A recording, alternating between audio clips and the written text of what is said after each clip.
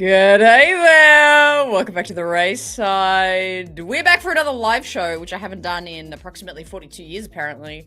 But I thought, what better way to start doing live shows again after like a unspoken hiatus is to bring on some bad boys to talk Star Wars. How good. Hated that. Bad boys? What are you talking about? Bad boy, I don't know. I couldn't think of a quicker descriptor for you. Oh, no. But we are my going to goodness. be hanging out, talking, vibing, and having a good time, answering some questions. You've got some shooting in the chat. As always, it's going to be a great day. Great afternoon, evening, morning, whatever the hell time it is in the world for you. Grayson, Will, I am blessed by your presence. I believe my message to you both last week was get the F on my channel. I'm pretty sure is how I posed it. Yeah. I got a box in the mail and just a fist punched me in the face. Bro, the classic. I was like, Joker oh, day. this is from Hannah. Channel. Yeah, exactly. Yeah, you would know straight away. I didn't actually put my name on it as well. I obviously, Will, you were on my channel like a month or two ago, back in July. That was a meme of a time that escalated so dramatically. That happy. I think this makes it happy 3 years and 1 month of being a Star Wars creator? Exactly. I should actually just have Celebrate. every live show, every single live show week. should be an anniversary of the channel. Actually, I should just do that. Amazing. But yeah, Congrats. and Grayson, I can't even reach into my mind. Have you ever been live on my channel? I've not. even The know. only time we've been live together was for the Sam Witwer announcement for Rebel ScumCon. Oh my gosh, yes, that's right. And because we spoke about it there, we've been like, oh my god, like how have we never like done something together? This is hilarious. Yeah, Okay. well, you're hustling. We're all hustling, you know. hustling, yeah, making deals, cracking cases. You know me. Yeah. Hannah actually right works for on. the Huts. Yep. I'm actually the K vests you see in the game Star Wars Outlaws. I'm actually the real life version, just like making deals. It's like inspired by the true story of exactly. the RaeSide. That's exactly who I am. Yeah, without a doubt. Yeah. No, But, happy to be here. yeah, no, it's gonna be good. I'm so thrilled to have you guys on. I have some random, overall Star Wars questions to hit you. Before we do, is that music too loud? I can't tell if the music's too loud. Should I put the chill? I'm gonna put the chill version. No, it's bumping. I feel like I'm in a club. I'm kind of. It's kind of Are you on the vibey. club I version? like. Oh, you want the club version again? Oh yeah, you got the bill. the club Will- version. I don't know if Club people know, mix. but Will is a frequenter of the clubs. Yeah, Yeah. in the club. Actually, Rebel Scum was like a huge pain because he just kept being like, dude, I'm going to the He's turned club. I'll see you club. later. Yeah. I don't want to So do anything. Crazy. Crazy. Oh, I love it. I Uh. love it. A live chat. How you doing? Great for you all to be here. Let's check in who's in here. We got Master DB. Another Will collab. That could be good or bad. Hey. Yeah, it could be like another Will collab, or it could be like another Will collab.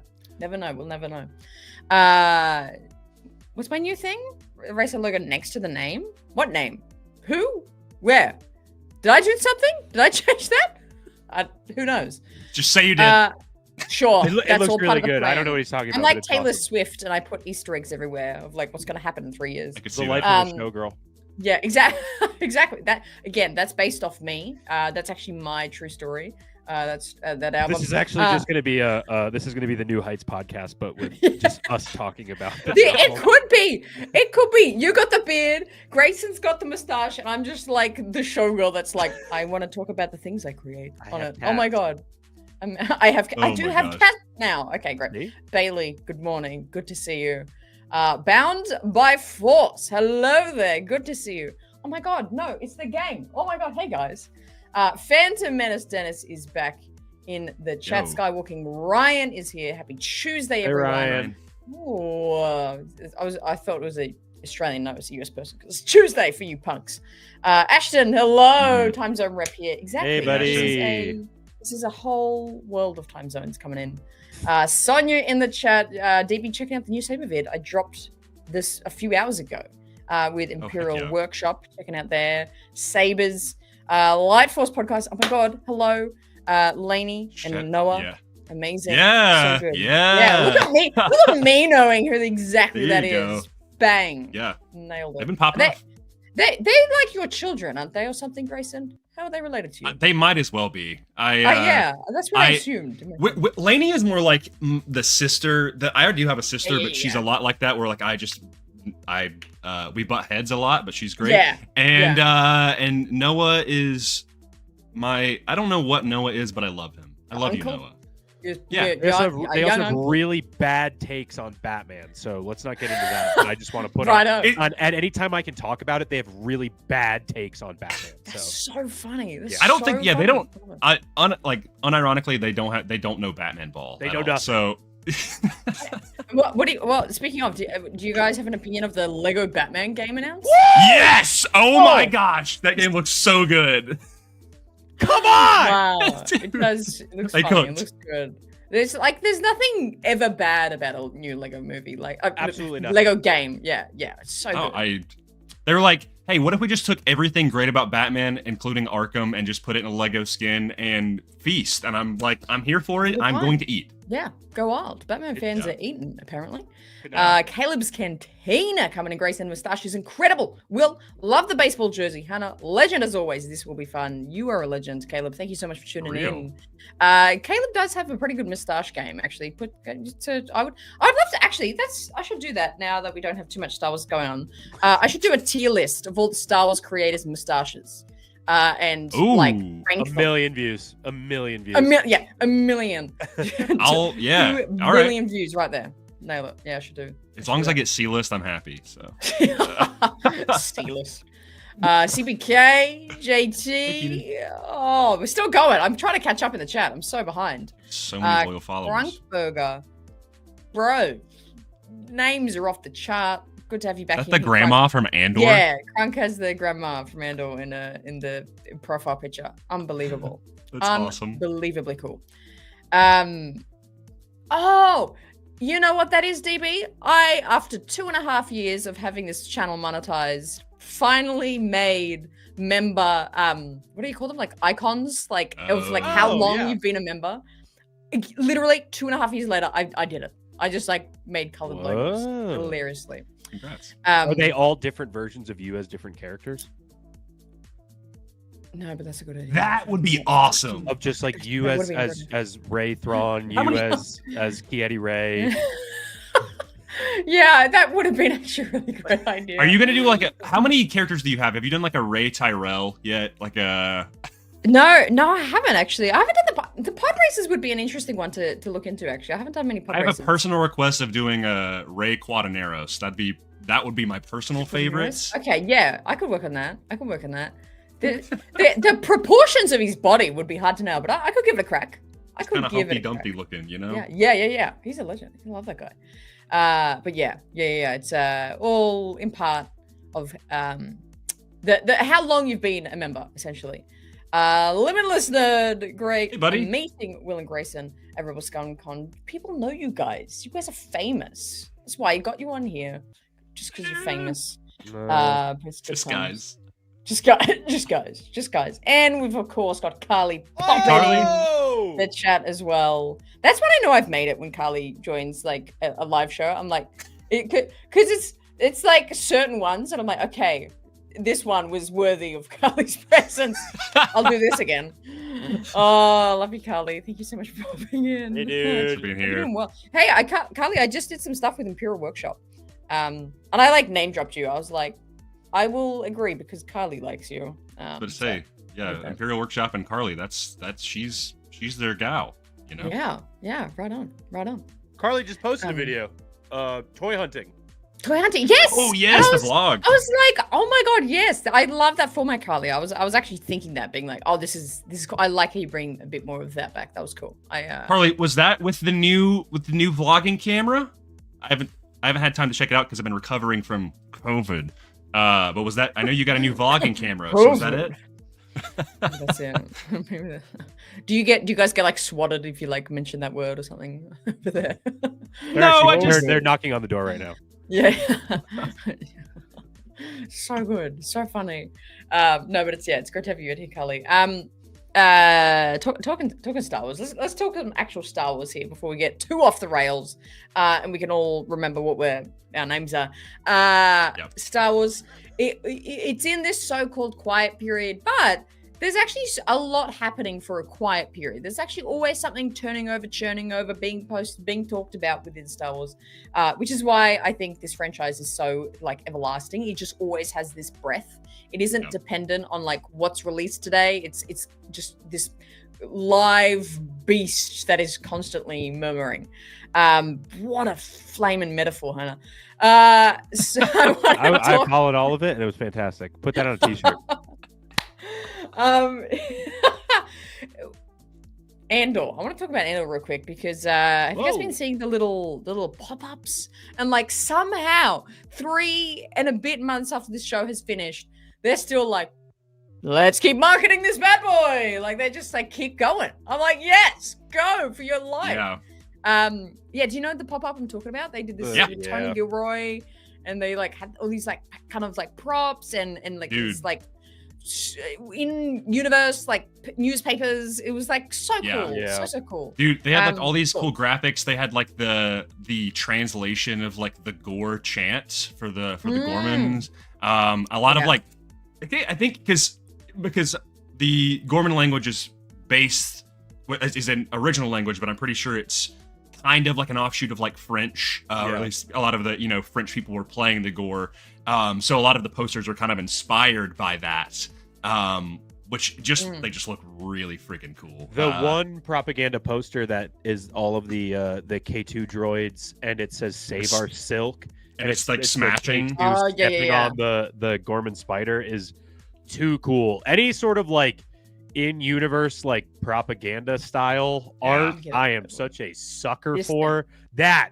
It's so that is so cool, dude. I want also like any physical media I want at all times. So that is too cool.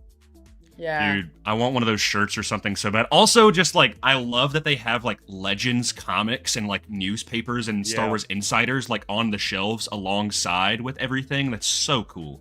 Yeah, it's I was like, oh my gosh, why is this not in every city? This looks amazing. Like look at the like just the stacks of like the newspapers and like posters they have in the back there. I'm like, oh, this feels so real and tangible. And so this is a few of the official photos from the pop-up. Shout out to Luke's back. You see Luke right there? Right there. In the brown shirt. There he is. Oh, yeah, the 7'6" guy to the right there. Dude, amazing. I think the bald head right there is also Nick codenamed Fulcrum right there. Oh, yeah. Oh, yes. Yeah. Where's Gabe? Is Gabe in this one? I don't see Gabe, but there's some cool dudes in that cool group. Names in here. Cool there names you in go. Here. Dude, look at that. Oh, I'm salivating. That is just phenomenal. Dude, the TIE Avenger helmet, bro. Ugh. So beautiful. But it was just, I don't know. It's just the like Return of the Jedi comic was up there. The comic compendium was up there in the corner right there in the top left next to that magazine. Ooh, that's a good one. Oh, yeah. Like, do they even have some EU stuff in here? Yeah, they've got Tales of the Jedi, which is like the 90s, like, KOTOR stuff. They've got Legacy up there. I'm like, they got it littered with everything. I love it. I haven't even liked this post. Fake fan. Cassian is crying. Unreal. Yeah, literally. That Mon Mothma poster is stunning as well. Like, so unbelievably beautiful. It's so cool. I love this show's legacy. And I love that I've had to eat my words because it's like I wasn't a massive fan of season 1, but season 2 just like filled my soul. It just was like straight fuel on a fire. It was just unbelievably a good season. I love how like, again, like who's like, okay, in 3 months time, let's do a fantastic marketing bid for this show. I don't know who made the decision, but it's kind of cool. Cool. So I mean, it definitely shows to like how many people even beyond Star Wars have consumed the show. Like I have so many friends that I have one friend in particular. I reference him all the time.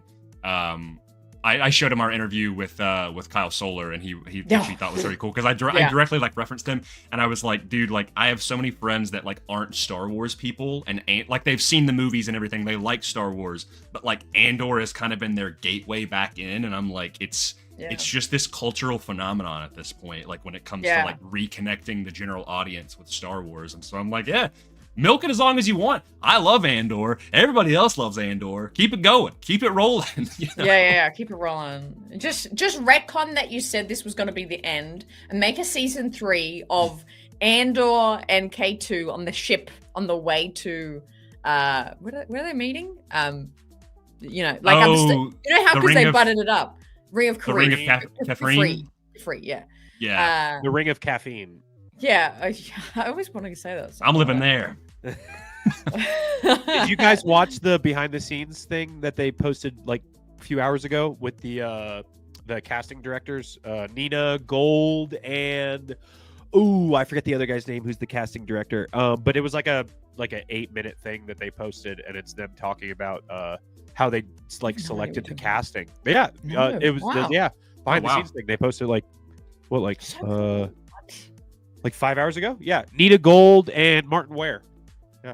Yeah. Okay. Wow. Cool.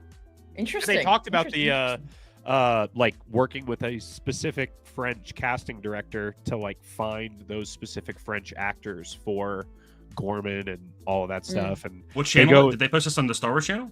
Yeah, that's crazy. It's pretty good. That's so cool. All the BTS stuff. I love the videos that they were doing as the episodes were coming out, and they would do those like 10 minutes. I forget what they called them. There's like 10-12 minute like just behind the scenes. Pure gold, almost as like better than the episodes. It was just like pure, insane, creative genius. Awesome. I need them to do that for more of the shows. It reminds me of when they did Rebels. Did you watch Rebels when it came out live, Hannah?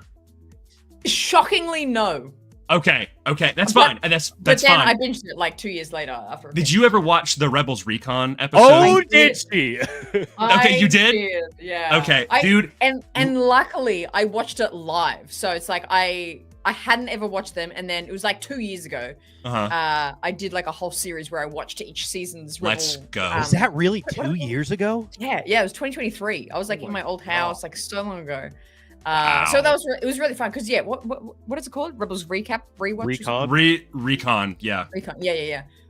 Fantastic, unbelievably cool. Oh my god. Yeah, I wish that and they kind of do it a little bit with like some of the stuff that they kind of do like the behind the magic stuff. Kind of a little bit after a show releases, but like, dude, if they did that for like Shadow Lord and Ahsoka season 2, but I'm like, I mean, I was locked into those Andor episodes, so I'm like, and it's also interesting because both Andor and Rebels are like my favorite shows, so I'm like, maybe does having those like help increase? I mean, I like it in a vacuum, but even then, I'm like, I love those little behind the scenes stuff. Yeah, it makes it so cool.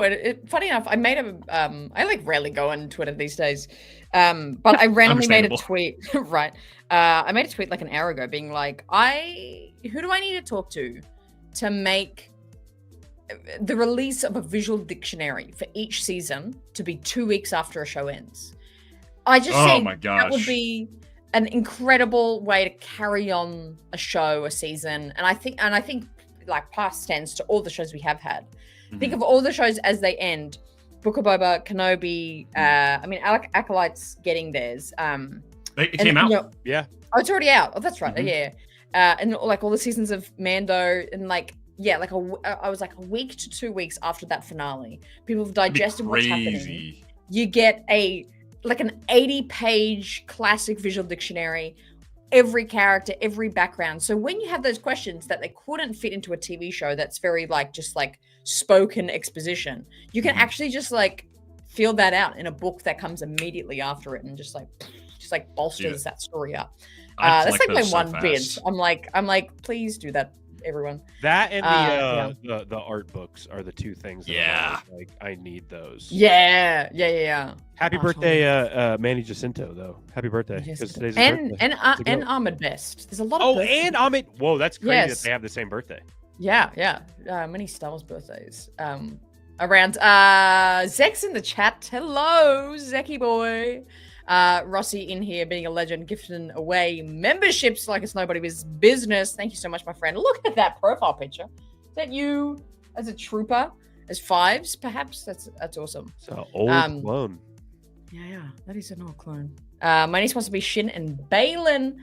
And I Balin for Halloween. Do it, bro. Are you kidding? Do you have I can't remember. Do you have a beard, Rossi? You just paint it white. I think did Luke do a Balin? Yeah, dude. And he like painted his beard white? That's crazy, man. That's commitment. But yeah, it's good to see you in the chat as well as Nathan in here. So good, so good. But yeah, we just with Andor, still on Andor, the kind of promoting of that. I love how it's still going. I low key hope that this sort of reception and how well it's done and how it's so critically acclaimed, kind of just stimulates, for lack of a better term, Tony Gilroy's wanting to continue to be within the Star Wars sphere again sooner. I know he's already said, I've done Star Wars for a while now. I want to do something else, which I mean is so fair. And he's slated to do like another project with Oscar Isaac or someone else from Star Wars, but like not Star Wars, obviously. And so he's already got some other projects lined up. But I kind of would love if, just 1 to 2 years time, he comes back for something. Not Andor, but just like another show project or something, because that guy makes good Star Wars. Can I pose a question? Yes, please. What would that project be that you would want to see him come back for? What's a story in Star Wars that you're like, Tony Gilroy needs to get his little Gilroy fingers on that? His little Gilroy fingers. Bro. Okay. Yeesh. I would really love to see him take on some Jedi stories and tell some deep, overarching, like full Jedi journey sort of stories. I think, we've had Rey through the sequels, but apart from Ahsoka, there hasn't been a strong Jedi lead for the past like 6 years, apart from maybe Cal Kestis in the game, but nothing in the shows. I'm just making sure that statement is correct. Yeah, because it's been like Mando, Book of Boba, Kenobi, like not a new Jedi character we've had to like study their like journey from, right? Which I kind of want that back a little, and I think I would love to see him showcase a Jedi character that at whatever age, at whatever time period, and like their kind of however their journey, a Jedi hero journey goes. Yeah, that's what I would want. What do you think, Grace? I mean, listen, I'm always down for Jedi stuff. I am the Jedi guy. I like Jedi. But I made a video yesterday because I finished the Legends book Death Troopers recently, and someone in the comments was like, I would love to see Tony Gilroy. Can you hear me all right? My internet's kind of being whacked right now. You're good. Okay. Yeah. I've been trying to fix it over here. Just hang on.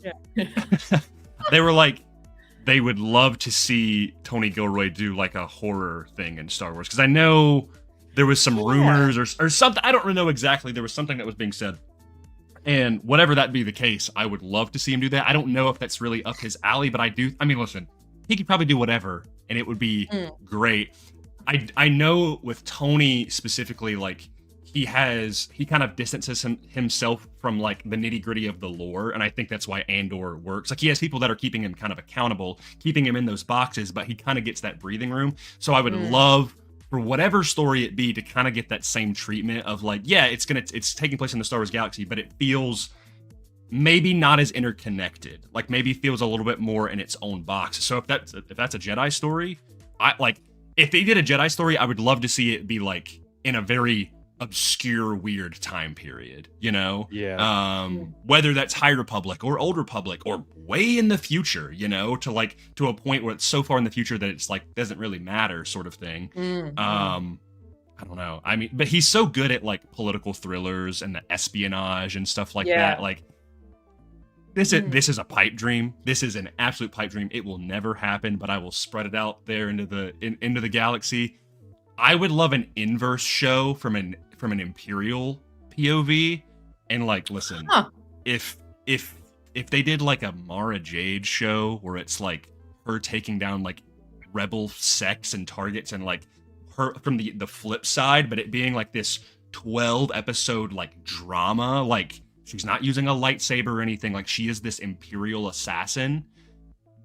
I would love that, but I don't know if he would do that. I don't know if that's a little too embracing of the EU, but truly that'd be sick.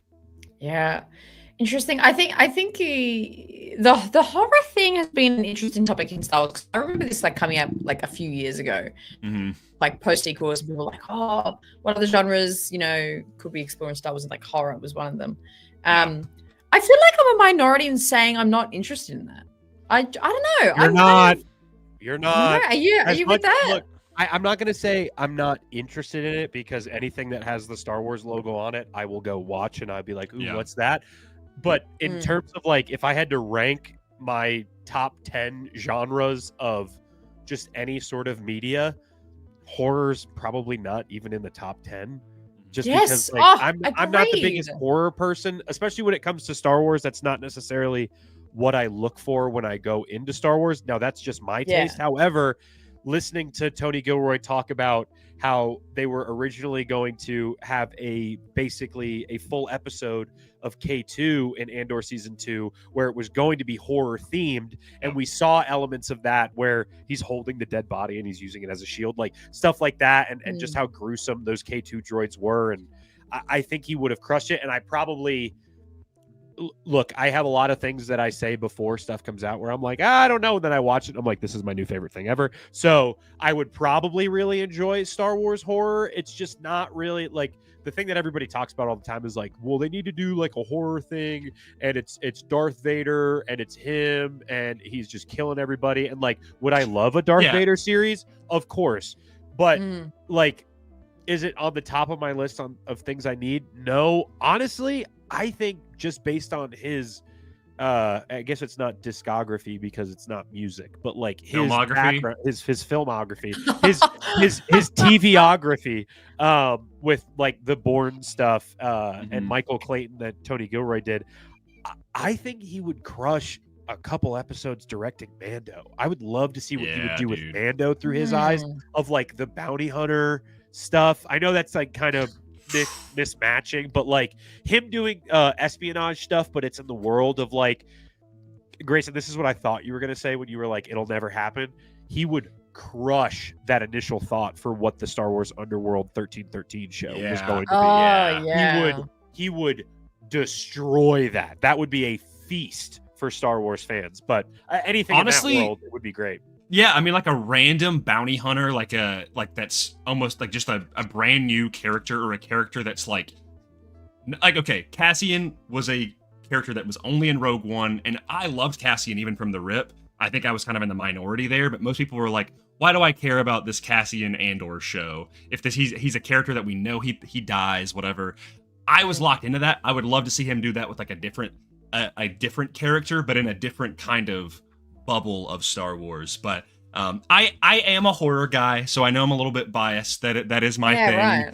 Right. So I don't need like a Friday the 13th, I don't need a Halloween, but like I am someone who like, I kind of like Alien, and I kind of like stuff like that, like John Carpenter's The Thing, right? Where I'm like, the Star Wars galaxy has a lot of weird little crevices and avenues that like I would love to see. I don't need it to be like straight up just like this hard R disgusting, like just over the top, where it doesn't feel like Star Wars anymore. But if it kind of embraced a little bit more of the creepier and more dreadful elements of Star Wars, I would be into that. But like without it going too far, you got to strike that balance, right? Yeah. A show about the Inquisitorius would be good in that, I feel like. That's a great idea. Like their backstories with like indoctrinating the Force sensitives that end up becoming Inquisitorius, and then like you even get it kind of to your idea with the Mara Jade thing, but also with Andor from the side of the Imperials, of like that would force him to work with Force sensitive beings, which is something that we haven't really seen Tony Gilroy do. And then working with the Inquisitorius, I think would be sick. Yeah. That could be cool. Yeah, I definitely think there's something within the non-traditional dark side users that could be explored in a really like dark way. Because I think Clone Wars, in a sense, in a child, in a younger audience sense, one like started to explore sort of like almost like a dark fantasy. I would describe it to be more than less, not like horror, but like dark fantasy. I remember when I watched, I think Mortis came out, I was like 12. I was like, the fuck is this like sorcery? What is happening? Same with all the season 6, like the Wills with Yoda. Yeah, dude. Being like, this is disturbing. I am disturbed by this. Like evil Yoda, like demon Yoda. Like, yeesh. Yes, like what is this dark corruption of my mind, my young mind? But so it's like I feel like they started to kind of knock on the door of this kind of darker side, not just like the I mean, don't get me wrong, Darth Vader's scary, but in the movies he's more of just a villain than like scary, if that makes sense. I'm not being like, when I see Vader, I'm like, I'm more like, oh, like that's the villain. Here we go. I think we also have a different perspective on Vader being prequels kids. Like 100%. There's such a different because I know so many like old head fans who, when they talk about, they're like Vader was like, terrifying when he showed up on screen. Yeah, we were like, he is scary. And then like when the prequels are coming out, you would go back and I am such a fan of the original trilogy, but like watching those films, like you said, Hannah, I was never like, oh my gosh, Vader's on screen. I was like, oh cool, Vader's here. You know what I mean? Yeah. It was never like something bad's gonna happen, but I'm probably gonna enjoy it. It's kind of like a mall thing where I'm like, somebody's gonna die and this is gonna be awesome. I'm gonna be sad about it, but this is still gonna be cool. It was never like a fear thing, as opposed to like, I don't know, there were some parts in Andor where I was like genuinely like, ooh, like something bad is gonna happen. And I don't know, like edge of your seat fear. I mean, even when the KX droids come out during the Gorman massacre, like you're sitting there, you're like, oh my god, like this is intense, you know, like admittedly, like I think as Star Wars fans, like we watch like the Rogue One Vader hallway scene and we're like, you know, and it's like obviously like that's not like he's a bad guy, but it's like you're seeing Vader do Vader's things, but it depends on the context, right? And I think like even down to like the suspense of like Clea trying to get the thing off of the I can like just hearing her name, I can like feel the tension in my spine. And you're sitting there and you're like, you're gripping your chair. I think that was such a positive. Sorry to interject, but just like that was such a good thing of Andor, because even though it's like, oh, we know Andor dies, but it's like we have like 10 characters that we're all emotionally invested on that we don't know where the hell they end up. So that tension was so good. That like for me is like someone who like we know Mon Mothma's gonna make it out, but it's like how, right? Shout out Lainey. No, not get out of here. No. Oh, thank you, Lainey. Love you. That's so nice. What was I saying? Oh, but you people like Luthen, like one of my favorite characters, right? And it's just like I'm like, he can't make it out of this, right? Like how? That whole episode, it's like, is he gonna die right now? He just stabbed himself. Are they gonna come in and like shoot his face off? Is he? And then like into the hospital. The whole time he was in the hospital, I was like, Clea's gonna get him out of there. And then she's like, off button, and I'm like, oh my god! Like it just, the whole tension of that was insane. Can I bring up something?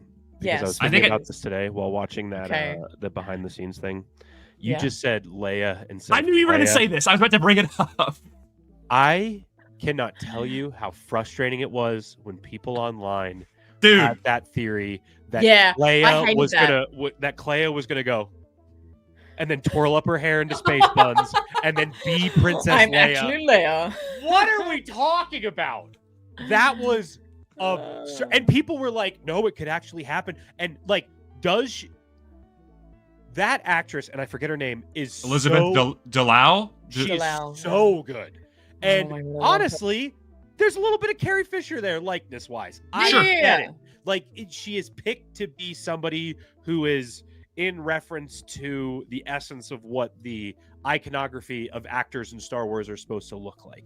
But dog, no way was she going to be Leia. And I just remember I was sitting on the couch when I was watching that earlier today, and I was like, just the shot of adrenaline of like, dude. I cannot believe people were like actually and believe what you want. I love when we talk about like theorizing for Star Wars and stuff, but like I just General Grievous is also R2D2. Like they're both robots.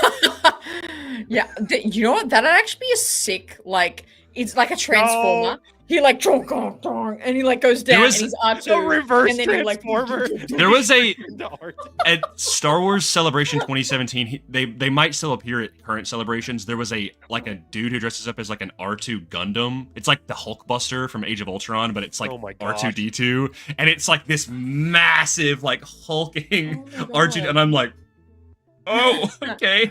I have like a snapshot of my brain of like seeing that to the left and then looking to the right, and the Star Wars Muppets were over there, you know? Yeah. What Star Wars Celebration is like the Wild West. Yeah, it's crazy. There was another theory with Andor, and I know this is a little less egregious, but I was like, listen, this is just not going to happen. I'm sorry. Grievous showing up would be crazy. No, the people were saying that B2 Emo was going to be K2. That they were gonna like transfer his consciousness, and I'm like, dude, they don't even act the same, bro. Like it's like not every droid needs to like turn into the other droid. Like K2 can be his own droid and B2 can be his own droid. You know. To be fair, we've only seen that happen in Solo, where like the brain of a droid is transferred. Yeah, I actually wouldn't mind. She's part of the ship now. Yeah. But in Solo, I like that where it's like because you go back to 3PO and he's like, oh, your ship has the most peculiar dialect. You know, it's like, oh, it's fun. But I'm like, they're not gonna do it again, and they're not gonna do it in Andor, dude. Like, you know, like I know maybe there's like the whole IG-88 thing or IG-11 in Mando, where like his brain like kinda, I don't know. No, I get what you're saying. I get what you're saying. It's an interesting concept, like period in Star Wars. Yeah, crazy. Yeah. Well, I feel like there's two types of Star Wars fans: people that were frightened of Darth Vader and people that aren't frightened of Darth Vader. And I think you're right there, Will. I think it's the threshold is if you were prequels or like during prequels. Yeah.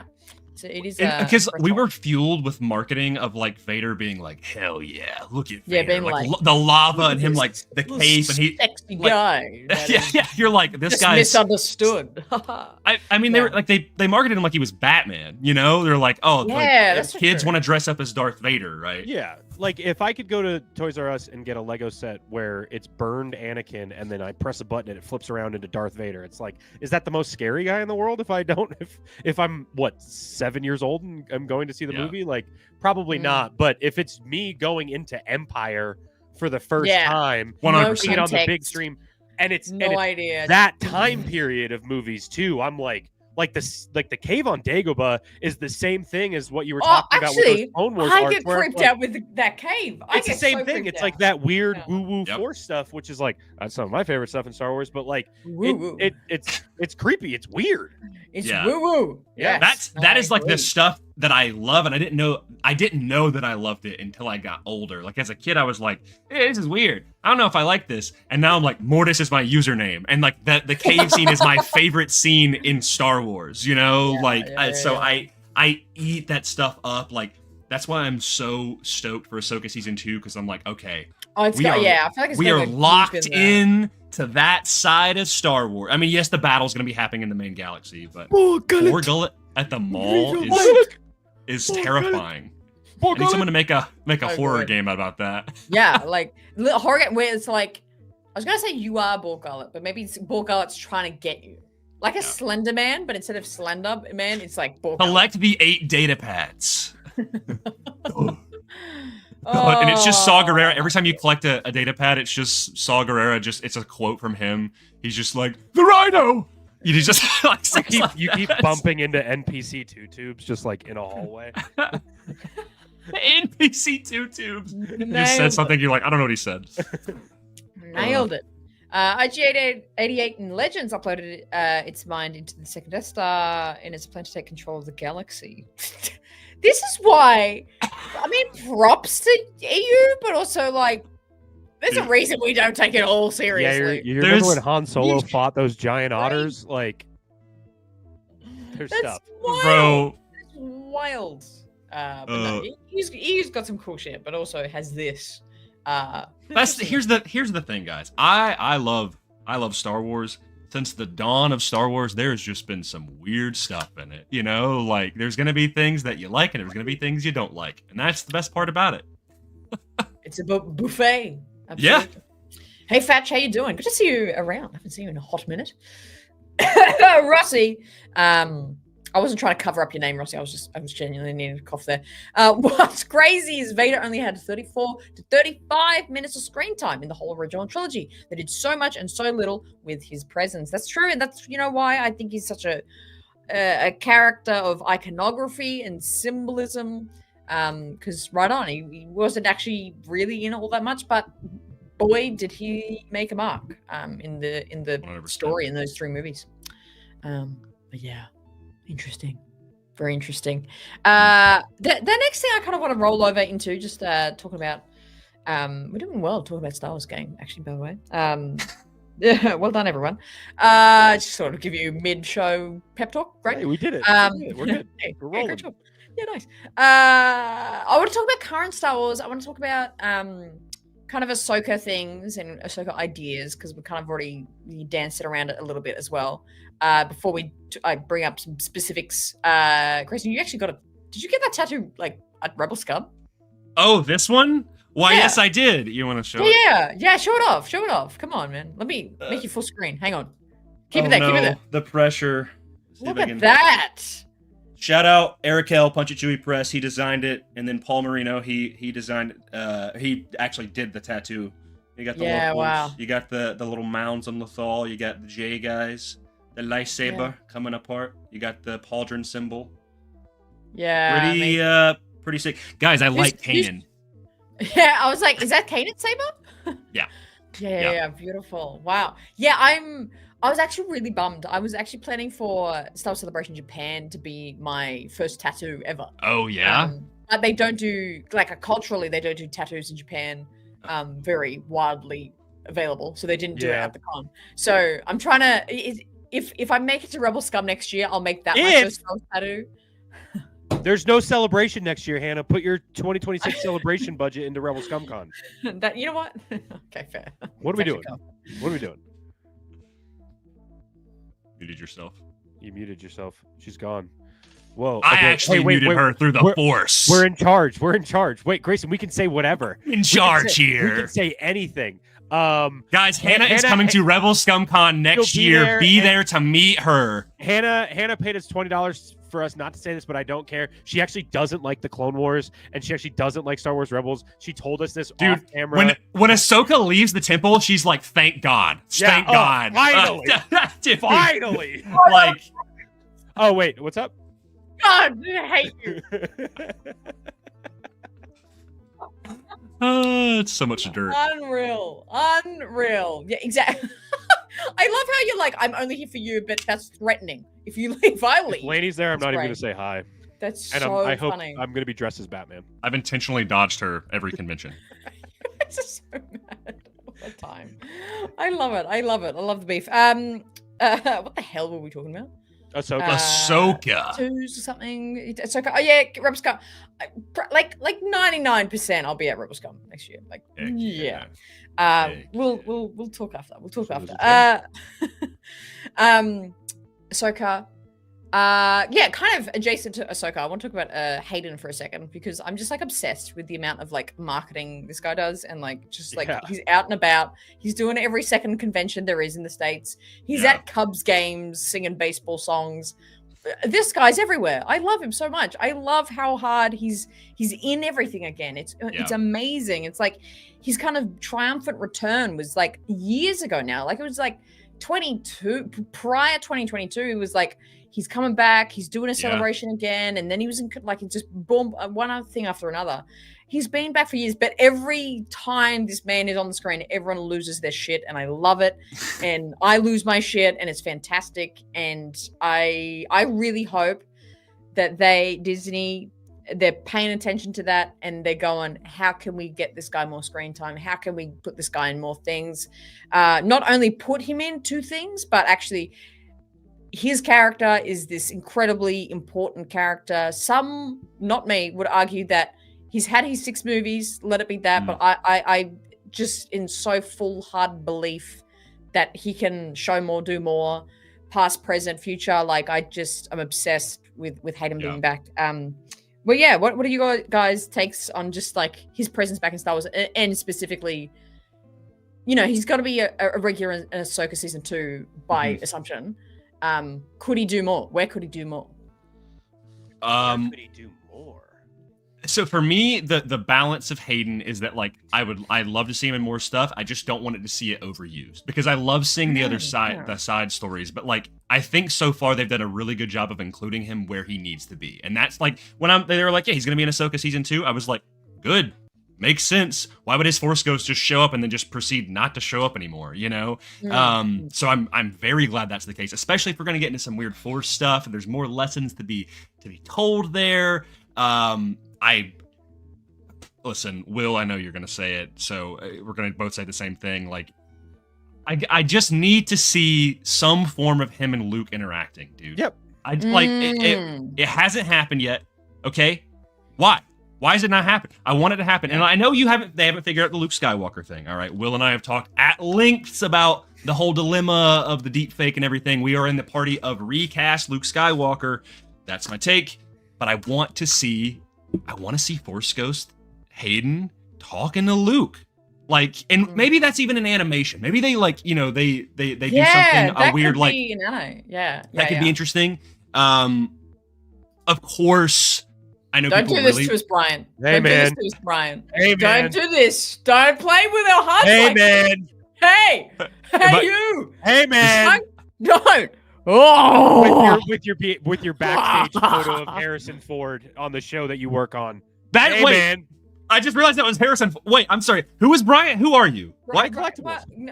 Oh, okay. I don't.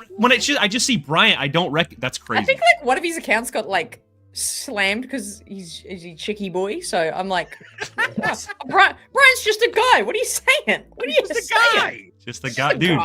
Same thing with Harrison Ford. Look at them. Look at my little baby boy. Look at him right there. I know he's like 90. I don't care. He's a baby boy. I love him. He is a baby boy.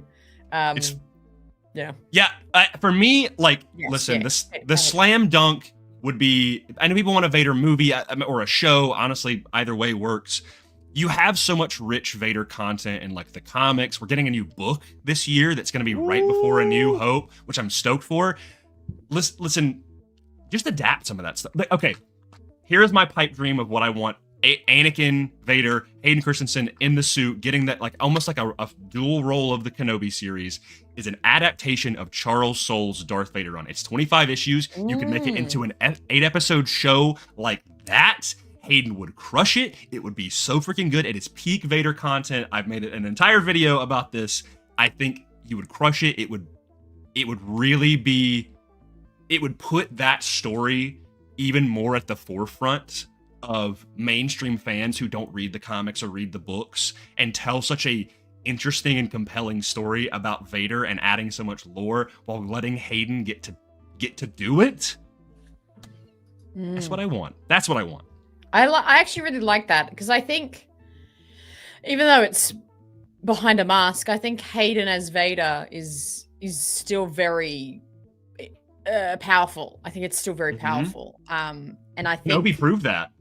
Yeah, 100%. And I think a Vader, limited series. I would even go as far to say like, I don't think they would ever consider this, but like a Vader movie, I think. Yeah. Would business side, I think, sell well, but I think the story could be quite powerful, quite cool. I wouldn't make him too sympathetic because I kind of like how Anakin's story is like it's sympathetic to us as the audience, but not to him. Like he's not sympathetic about like himself in a way. Like he's not that aware. He's like just in this pain and suffering cycle that makes him this monster. Like that's the not the joy, that's not the right word. That's the fascination of why he's such a good villain. Yeah. And it's not a sympathetic villain in the screen, but in us understanding, we're like, oh, the Jedi did him wrong. This happened. We can piece that together. But I think keeping him this like villainous monster furthers that contrast of like he was this great Jedi, he is now this monster. So I think a Darth Vader movie could actually work really well. I think it needs to give more. They really have to focus in on the fact that he has done this to himself. And while you can feel bad for him a little bit and some of the things he was subjected to, at the end of the day, he made the decisions. There's a line in the Revenge of the Sith novelization that is one of my favorite lines in any piece of literature ever.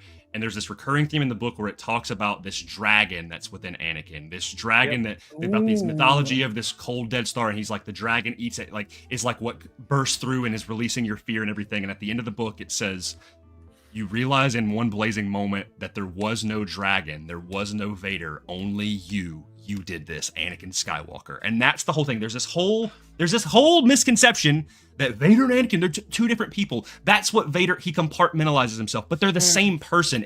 That is his excuse to himself. Luke literally proves this in Return of the Jedi, where he says, like, it's your true name, you've only forgotten, right? And of course he's kind of being melodramatic about that, but he's like, you are Anakin. Anakin is there. Like, you've tried to suppress it so much, but like, you are Anakin. Like, you know Vader that. is a choice.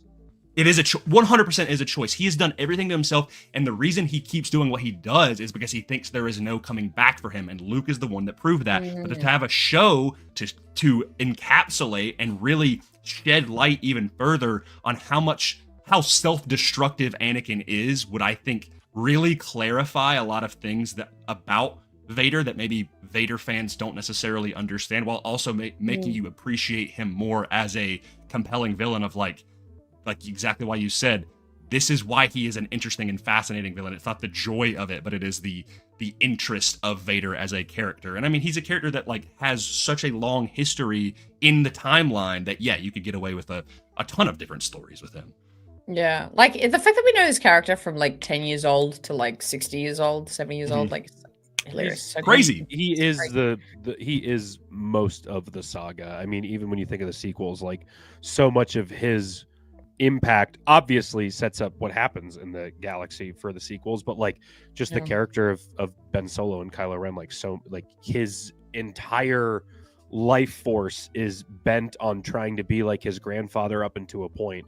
And I mean, it's just the Skywalker blood is that it's like poetry, they rhyme. But truthfully, if I had to pick something where I wanted to see Hayden, as much as I love him as Vader and in the suit, my favorite Hayden stuff is not even the Clone Wars flashbacks, but seeing him as a Force ghost. I am such a sucker for when Force ghosts show up in Star Wars.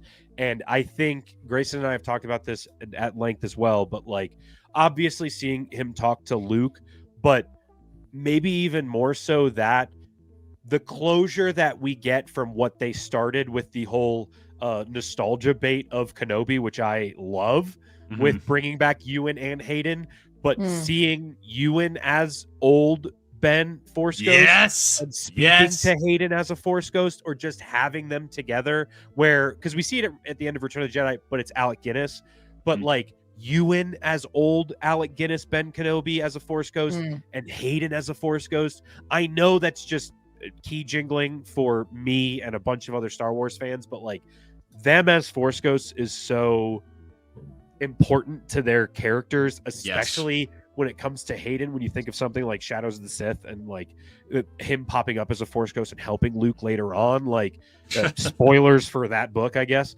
but like, you should read it, by the way. It's really good. But like, having both of them as Force Ghosts side by side, I think would be such closure to the hype train that we've been on since last year. Well, even since Kenobi, with Hayden coming back, of like Ewan and Hayden, like Obi-Wan and Anakin are back together. That's just, I would love that. I want a Force Ghost conversation that is almost a direct parallel to their last conversation as friends when Kenobi takes off in the cruiser to go find Grievous. Exactly. To like, there's a chapter in From a Certain Point of View, the Return of the Jedi one, where like it's Obi-Wan and he's like kind of teaching him like the last minute as he's dying, like, this is how, like, I can speed run you through this really quick on how to become a Force Ghost, right? And this kind of like this almost blinking fast moment in the Force. But like, Will and I were such big fans of the Thrawn trilogy, and one of my favorite moments is Force Ghost Ben talking to Luke in the beginning of that book. So to be able to have like Ewan as old Ben, because listen, he would crush it. Like, even in Kenobi, he's got that inflection in his voice. He does it so well. It's such a beautiful transition. I'm like, oh my god, like, you cannot have a better guy to be Obi-Wan. to have him and Hayden do that together. Even if Yoda showed up, man, like I'd be like to like have those Force Ghosts together, and then like if Luke is there too, or even it's just a little side conversation, make it in the War Between Worlds or Mortis. I don't know. I just, oh god, dude. There's so much like availability of story to kind of consider that. I think if I was on the story team of Lucasfilm, like I would be stressed the hell out because I'm like, there's so many avenues, there's so many ways we could explore. It's tricky. But I love that it's tricky. I did miss this, Rossi. I do apologize. This was a little while ago. $5 readers coming in. He's talking about this Balin. He wants to do. Definitely got to dye my hair and beard white. I've always had a beard. I'm 5'3", so I don't look. Would Abeloth be horror in some aspects? 100%. Yeah. I think, and like just going back to that conversation of like genre horror, blah blah blah. Like I definitely think Ahsoka season 2 is gonna step further into that. What did I say before? Dark fantasy. That like it's gonna be very kind of scary in a way. It adds up with, and when you guys were talking about the dark fantasy thing with Sam Witwer. Hey, we don't have the Sam Witwer button here, but on this stream. But if it was on Undetermined Focus, we'd be slapping the Sam Witwer button. Where he talks about Maul, and Maul comes from a time period of knights and dragons. Yep. Right, and that elevates that even more of like that mythological, fantastical, grim dark fantasy of Mortis and the Wills and so to have like an Abeloth thing in there, whether it's a little bit different from the Fate of the Jedi books, which is a whole can of worms, would be extremely cool to have this like cosmic force entity that's like, I mean, honestly it would be like on the level of like some Galactus stuff. Shout out Matt Wood, fantastic. I only know who that is because I saw that movie. So there you go. Yeah. I don't think Abeloth doesn't really like eat planets, but more so like she's like this dark nexus in the Force. To clarify, Matt Wood is not Galactus, but he's in Fantastic Four and he's in Star Wars, which is why I said that. Yeah. Right on. Dark Nihilus would be more of like the Galactus. 100%. Yeah. Nihilus. Which maybe one day they'll do that, you know? Yeah, maybe. They'll get there. I'm sure they'll get there. When does Anakin mentor anyone in the sequel trilogy? Force Ghosts usually show up for their Padawan, nobody else. It's the connection they have when they're alive. Yeah, so I think that's what makes sense. He's popping up to be like, Ahsoka, get your shit together. You're better. Yeah. You're good. Be better. I mean, he doesn't say quite that that way. But But is that a fact though? Is that exclusive that they only show up for their Padawans? Is that like fact? Weirdly, I'm thinking about it now, and I'm like, yeah, I guess you're kind of right because Qui-Gon only shows up when Anakin shows up at the end of Return of the Jedi, and he had nothing to do with Luke. Like, I understand that that's his father and son, but like, Luke wasn't Anakin's Padawan. That's a good point. I guess I guess that's valid. But I think that's also maybe Skywalker Academy's. Also, Qui-Gon teaches Yoda how to become a Force Ghost, and if anything, Yoda was Qui-Gon's master. Qui-Gon was never Yoda's master. So, and Yoda showed up to Ezra. Yes, correct. Here we go.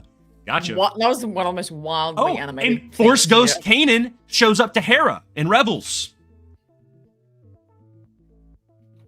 Does he? What? Season 4. Oh. Yeah. I know Kanan Ball. Yeah. Bro. Oh, that's funny.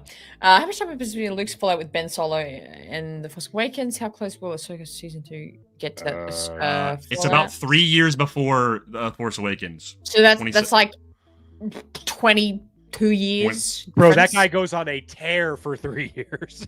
Yeah. That is crazy. Really Luke is like in hiding for like 2.5 years, 3 years. Yeah.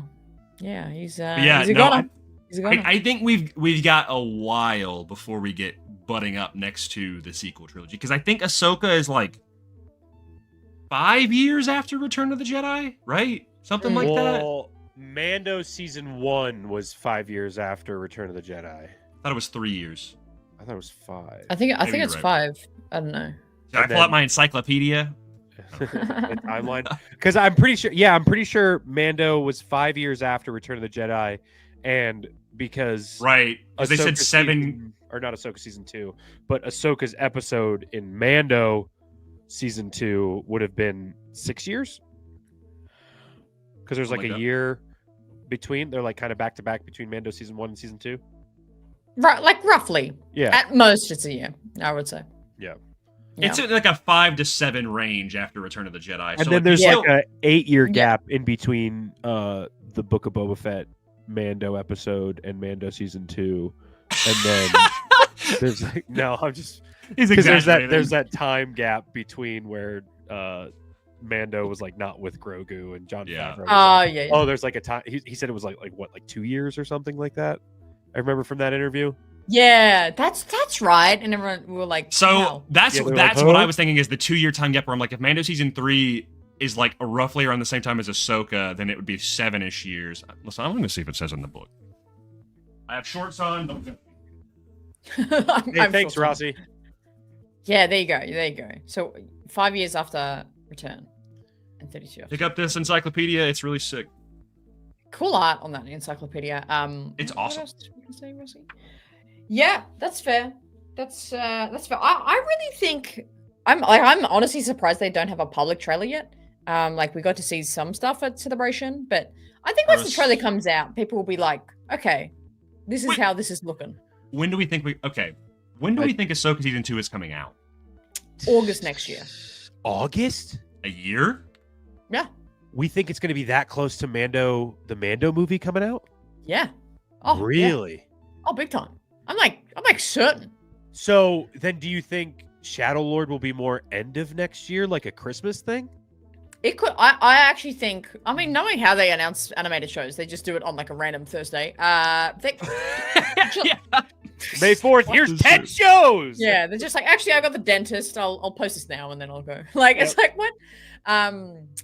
I think it could be like Jan next year. I think we could get more as early as January. Yeah, January 4th. My safe bet is like March. Wow. Nah, they'll want it over by Mando. See, because I'm almost like, would they put out something before Mando and let Mando be the first thing? Because Mando's not necessarily in the middle of the year.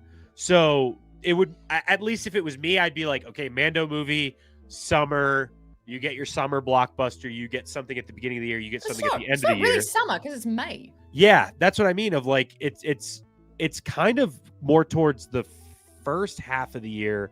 So having something before it is interesting. It would be tight. Like, I do agree. I'm like, oh, it would be tight. But here's the thing. I think what else is coming out MCU wise next year? That's true. They are very wary of that. They definitely don't drop. Well, shows are a little bit different, but like, when's Doomsday? What's that thing?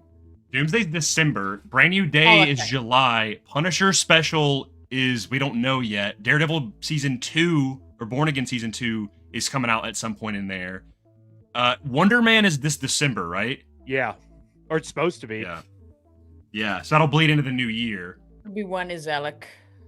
$3 news from Bailey. Why is you in Ahsoka? Obi-Wan is now Alec. Because what are you gonna dig him up? Dude, literally all you have to do is just make Ewan look a little older, and he can be him, dude. Like, get Rossi to share some of his white hair dye with Ewan. He'll be Obi-Wan. Ben. Old Ben. To clarify, go ahead. Yeah. No, you got timeline things to mention. Oh, I was just gonna say, because I couldn't figure out in the encyclopedia. Apparently, Ahsoka season 1 is 9 ABY, which Return of the Jedi is 4 ABY, which means that Ahsoka is 5 years after Return of the Jedi, which means Will is the smartest guy of all time. Wait, so Ahsoka season 1 is happening at the same time that Mando season 1 happens? I reckon it will be like. I think Mando season 1 is 3 years after. Maybe it's 4 years actually. Let me look it up. I could have swore it was 5. I will learn you something. Unless Mando season 2 is 5. Wait, no, it says Mando season 1 is also 9 ABY. I'm looking at okay. Hey, 9 cat. things we learned about. Say hi. Say hi, big. What's your cat's name? Bix. Oh, I knew Like, that. like Andor Bix. That's so sweet. Why are you smelling the blind? I should have.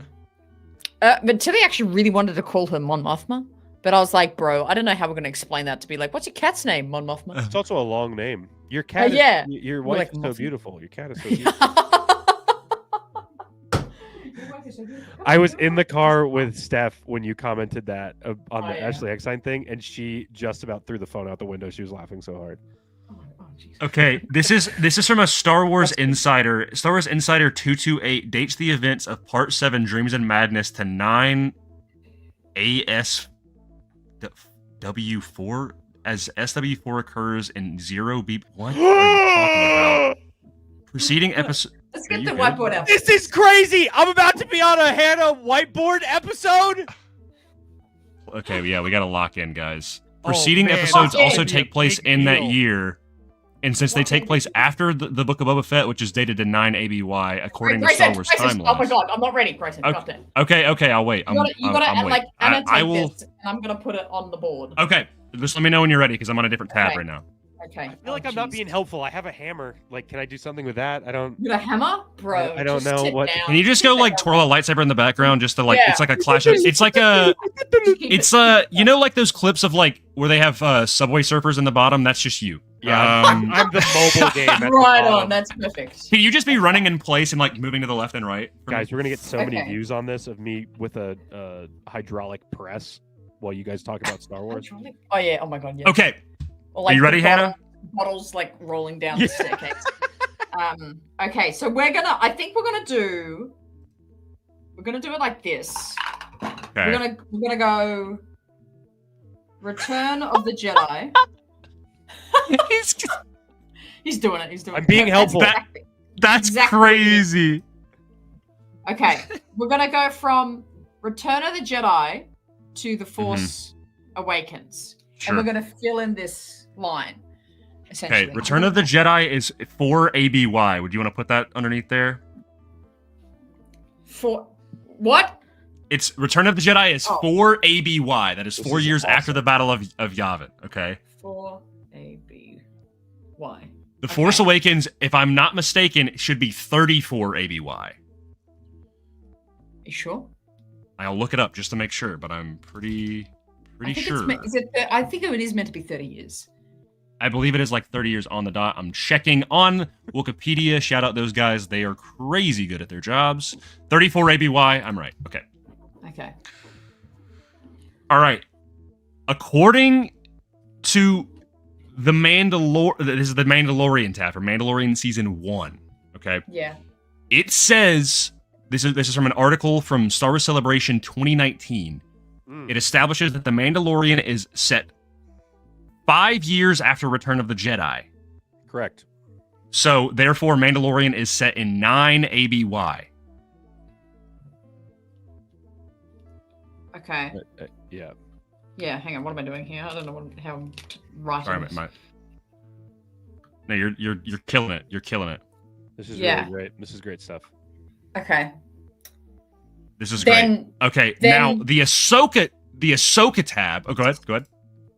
No. Yeah. Next one. Okay.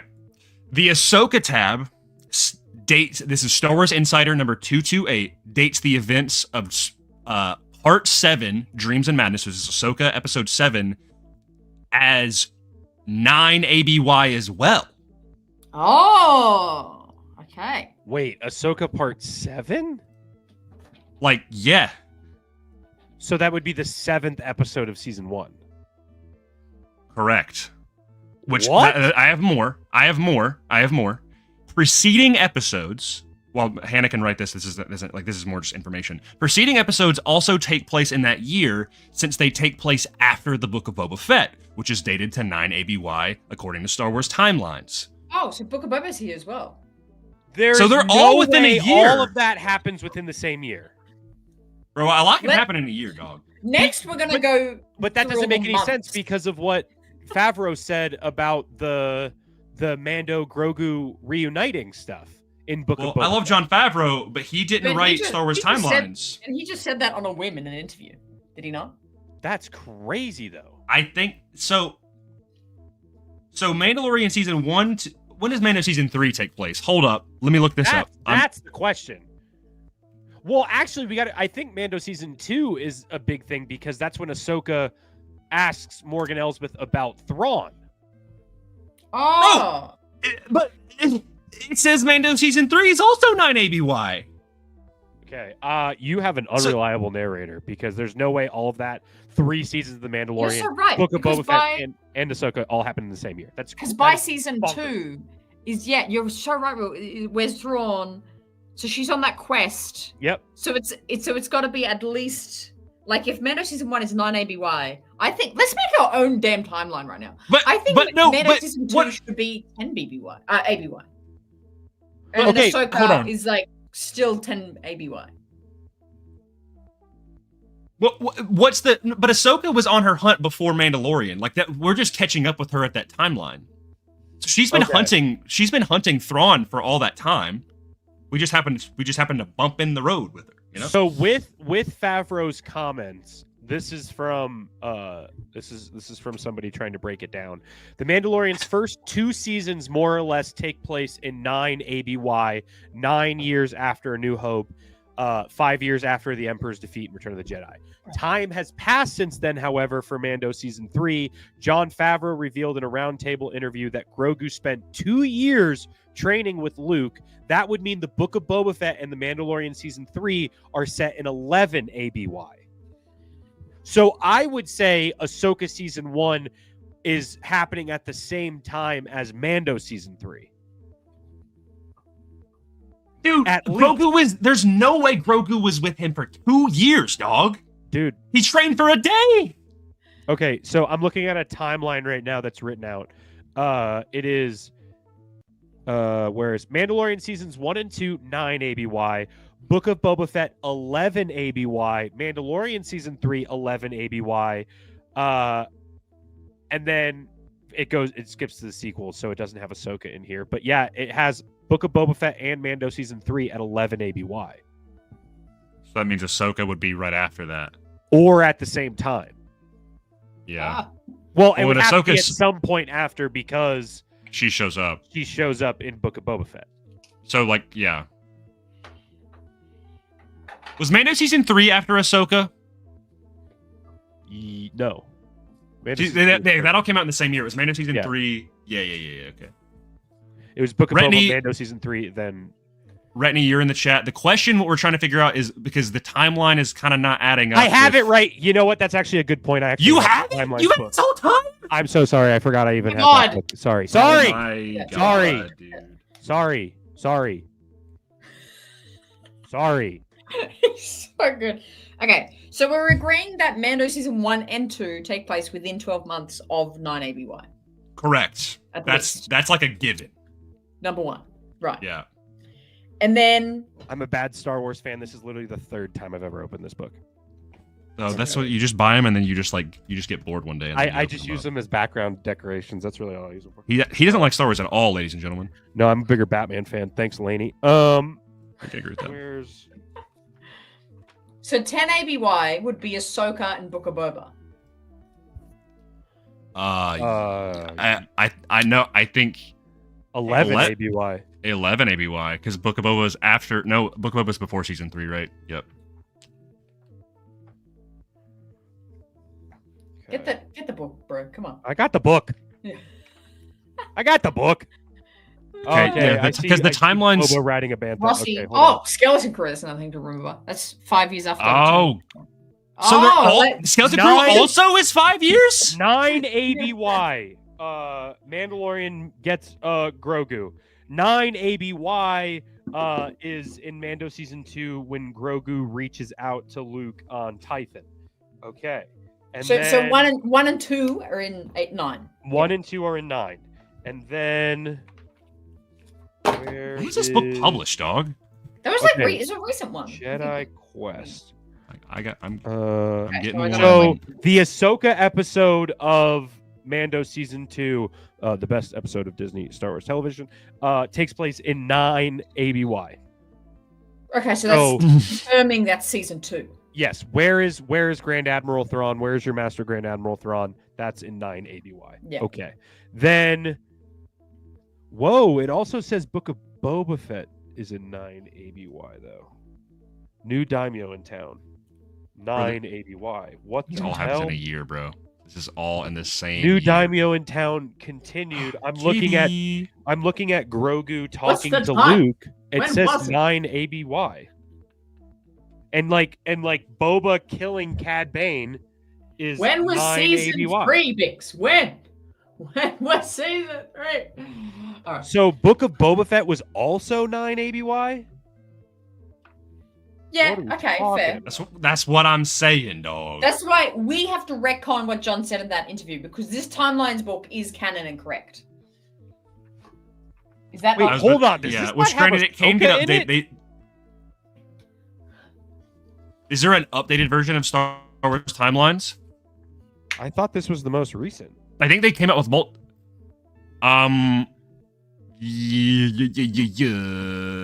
When did you? He's just not telling her. The last one came out in June of 2023. It says that when Luke is that panel where in the comic where Luke is talking about the Force is like it's like a door, that's in 16 ABY. But From the comic? yeah, that says 16 ABY. Guys, I have an addendum to make. What? So, Will, the reason it doesn't have Ahsoka in it is because the Ahsoka information comes from Star Wars Insider. So you have everything regarding Mando and Book of Boba Fett. Star Wars Insider issue 228 is what talks about Ahsoka. 228. I might have it. So they're just... Do you? I might. That'd be great. You should go. What year? What This year is was awesome, that? guys. Let me find out for you right now. I'm gonna go look right now. Hold on. It came out October of 2024. I may potentially actually have that. Hold on. It's hilarious. The cover that I'm So what seeing am I putting down? Am I has- putting anything else down right now? What am I doing? So, according to John's interview, What? Which the I think 11 we should ignore. ABY. I think we should ignore as well. Yeah. I think he was. I'm back from the archives. Hold on. 228. Yeah. That's right. Okay. It's in. I can tell you probably where it's at too. Phantoms of Space Opera, Diana Leone Santo interview. It says She's a the certain best. point she of also- view. That's the article. Diana says, "What's up?" Because we talked about you in the interview that we did with her, and she's so nice. And we were like, She's the I'll best. send you the clip, but like after I edited the interview, after we were talking, the camera was still on. But she was like, "Yeah, Hannah's great," and that was one of the first podcasts that I was allowed to do that they approved because I could tell that she actually loved Star Wars and it wasn't exploitive, and she actually had a passion for Star Wars. No, she was like really nice about it. Yeah, she's so nice. She gave us both hugs. She was like, "Can I give you guys like?" I love Diana Lee, and anything that she's in, I will watch because she's the greatest. 100%, dude. She's so cool. She is the best. I wanna Grayson, be what Dee. page were you saying? It's the article is a certain point of view. That's what it's talking about. So there must be like a spread in there about it. Page 62. That was my number in football in high school. What do you think, Bix? Is it wrong? She Heck thinks yeah. it's wrong. The timeline's Oh, incorrect. she's She's erasing rubbing it. out. Look, you're a sequel Oh, hater. You, I no. know it. You're erasing Force Awakens. Oh my god. Get out of here with Okay. that. Citral hates you. Let's see. A certain Okay, point of view on Rossi Resident is Star Wars- saying. Oh, go ahead, Will. Oh, this Sorry. is written by Jay Stobie. He's great. Run the aftermath of Right. Alderaan, raging Rathars, infiltrating Starkiller base, the Legend of L3. What the heck? You have a cool cover of that. Whoa! When Magistrate Morgan Elsbeth completed the Eye of Sion and achieved hyperspace speeds capable of taking her beyond the galaxy, Ahsoka Tano enjoyed Professor Hu Yang hitched a ride within a Purgil's mouth. That says 9 ASW4? So yeah, that's what it's saying in the article. That 9 ASW4 equates to where does it say that at? Hold on, I've got it. Okay, 9 ASW4. Oh, after Star Wars Episode 4. So that's 9 ABY. 9 ABY. So that all takes place in the same year? Bro, it's been a long year. Think about what's happened to you in a year. It's been a long year. No con. Honestly, if we opened up a bar and just instead of music, it was just background music like this, and just people screaming about the Star Wars timeline, we would be packed every night. I would be there every night. I would quit my job yesterday. Shout out to physical media. Go get your physical media. Don't look up everything on the internet. And subscribe to Star Wars Insider. They'll send it right to your house. So basically, we found out that everything takes place 5 years after Return of the Jedi. 5 years after Return of the Jedi was the busiest year in Star Wars history.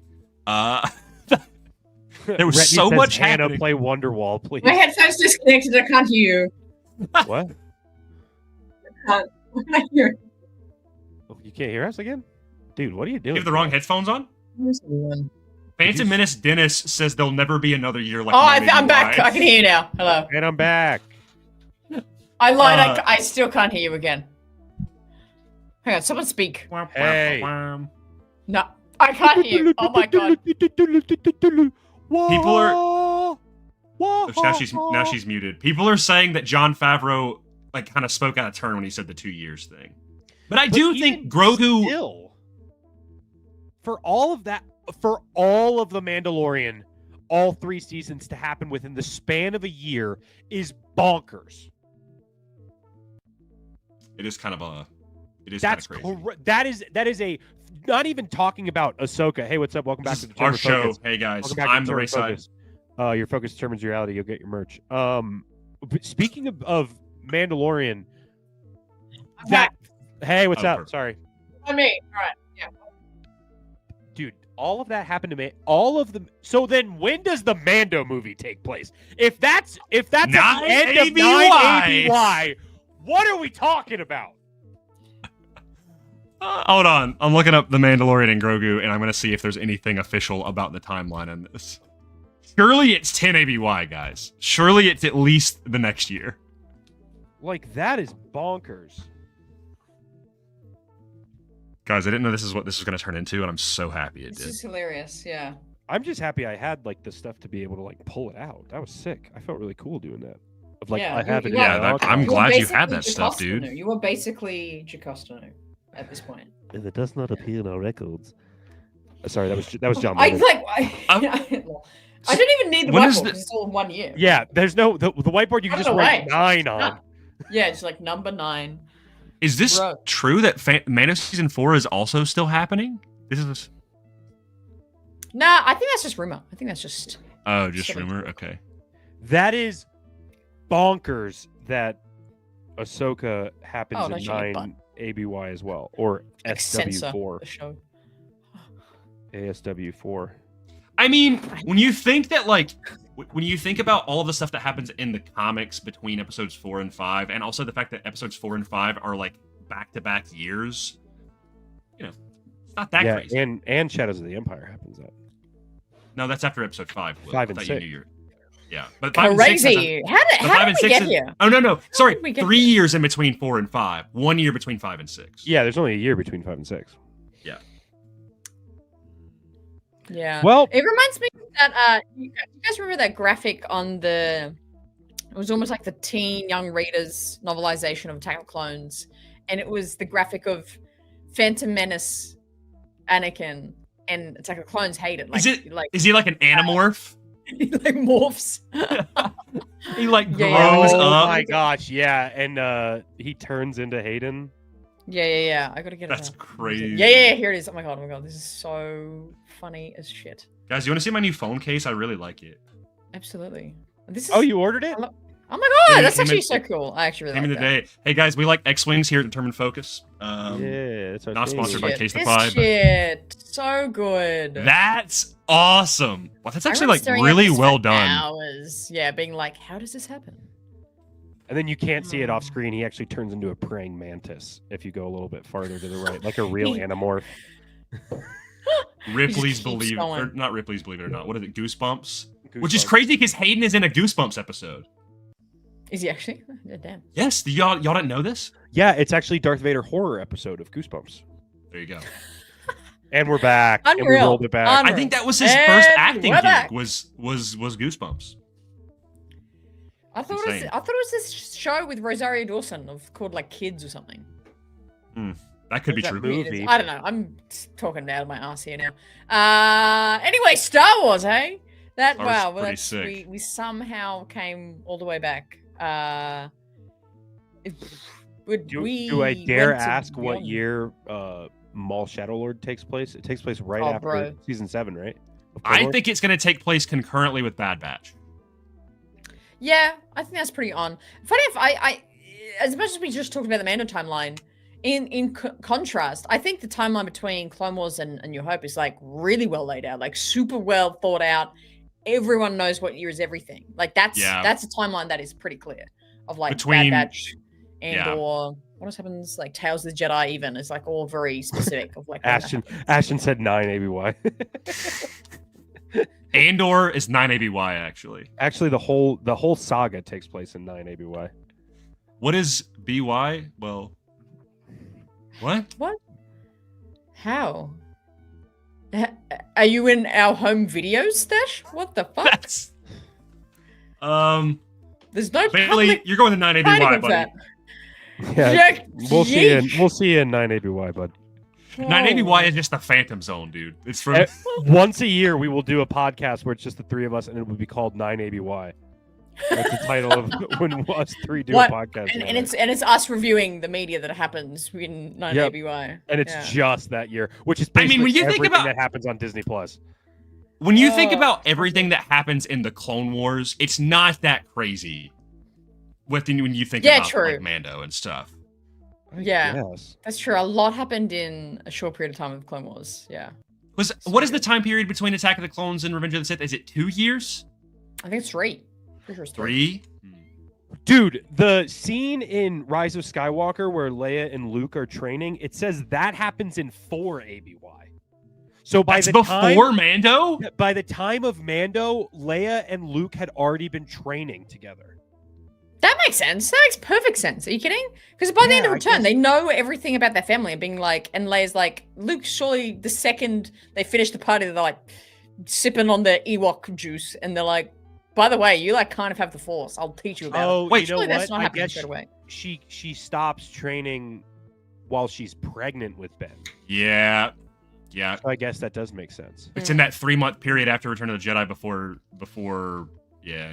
Dang, I just didn't like. It's just weird putting that stuff together. I want more of that stuff though, dude. Like, it's my favorite. One of my favorite just things to ruminate on in Star Wars is Leia training and like what if she completed her training as a Jedi? It's just like my fantasy constantly of like, that is at the top of my list. Yeah. Because as I say, you're like, I know it's pretty wild. I know, Will, you despise this saber, okay? But everything Hannah, about Leia is fantastic of her being a Jedi, except for that lightsaber. What acid are you on? I'm removing myself from the equation. I apologize. What are you speaking about? I just think in terms of cool lightsabers, Leia's That's lightsaber like the one. That's the coolest lightsaber. It's the one. Top half. It's the top the half one. is reminiscent of Obi-Wan and Ben Kenobi and her connection with him. Here's my complaint with it. I wished it represented her more as a general than her as a princess. That's what I wish. Is out of this world, ridiculous. What do you mean by that? What do you mean by that? What? More as a how? What? You want it to have a fucking rebellion top hat? What do you want it to have? A top hat? Yeah! Actually, I do want it to have a top hat. And an eye patch and a cape, damn it! No. What I'm saying is that looks like Admiral Akbar's face painted on it. What do you want it to have? That looks like somebody was like, oh, she's a princess. She needs the lightsaber equivalent of a rose gold iPhone. It does not look like thinking of Luke making his saber and then Leia making that one. I'm like, that lightsaber, my biggest problem with it, is it a bad lightsaber? Who cares? I just don't think it screams Princess Leia to me. Every lightsaber I think of, I'm like, that is their lightsaber. That is that character's lightsaber. But for that one, I'm like, I don't think of It's royal. If Mon Mothma had a lightsaber, I would say maybe that one. I just don't think of Leia. I think Leia's would be a little bit grittier. Luke is here. He's like, wow. Of course he comes in. The bat signal was Of course he up. comes in. Yeah. I cannot fathom what you're saying here because, is that your favorite lightsaber, Hannah? It's probably tied with Ahsoka's Clone Wars one. Yeah, yeah. Whoa, you like Ahsoka's Clone Wars better than her Rebels and her Samurai ones? Yes. Yeah. Whoa. Yeah. Interesting take. No, but like, what are you saying? What are you saying? So because like this, her identity as a princess, it should not be nullified in any way or like minimized. Absolutely not. I just wish absolutely not. I just wish her saber spoke more to her as that general, as that rebel, as the one who's like get in the shoot flyboy versus the like it looks like something that was found on Alderaan as opposed to something that was built by her is what I'm thinking. Would you want it to be a little more rustic? Yes, that's the thing where I'm like, it's just a little too clean. And I think part of what makes Leia such a great character is because as much as she does come from a clean place and she does, Admiral talking, like she can slip into that dialect. She's also what are you doing, Han? Like, you scruffy looking nerf herder. And I just wish the saber spoke a little bit more to that is what I'm saying. Force myself to understand you. What I would that could be added, I think, is that if the grip was similar to, I think I've only really seen it in like the things in like Fallen Order, where a grip is more like it's like a leather wrap. The grip is like a leather. Ooh, I would love that. Actually, like to be completely honest with you, the grip of the saber is my least favorite part of the saber. Okay. Just because it is like now this. We're talking. Yes, a bit more of the side pieces. Grip. I'm like, it just seems you don't like that. It just seems a little bit more like a display piece as opposed to something that they would actually use. That's my thing. Is it my favorite lightsaber? No, I love a skinny neck lightsaber, a thin neck lightsaber. I'll take that any day. I just think it's a little over stylized for not only the time period, but like just thinking of Luke like building his like. Delete the photos that you took with me, Limitless Nerd. We're not friends anymore. That's crazy. Delete the photos. No, Retney. I wish it had more bricks and screws. Is my problem? Add the brick. Add brick. Problem. It should have a brick grip. I wish it was made of cement, is what I want. And a huge Phillips head screwdriver. Actually, I just wish it was a Phillips head screwdriver handle. That'll be, you know what? That's actually a sick idea. I love that. Yeah, no, that's wild, Will. I love the saber so much. You know what? I'm gonna use this saber more. And I'm going to use it. I'm going to use it harder. I'm going to use it more passionately. Let me get on my soapbox. The great thing about Star Wars is that everybody can like whatever they want when it comes to Star Wars, and lightsabers and whatever it is. It's all part of what it is. But truly, like that's the one saber when I think of the character that is wielding it. I don't think of that character. Truly, that's crazy. It's crazy. Yeah. I mean, I said this the other day. I was like, you know what? This is actually coming into my fold of my favorites. Like that is also true. Grayson, when you said it just before, I was about to say Obi-Wan's F1 is like that's a great one. Nice. That's a great one. And do you know what the best part about that lightsaber is? It has a big red button. Any lightsaber that has a big red button is the best part.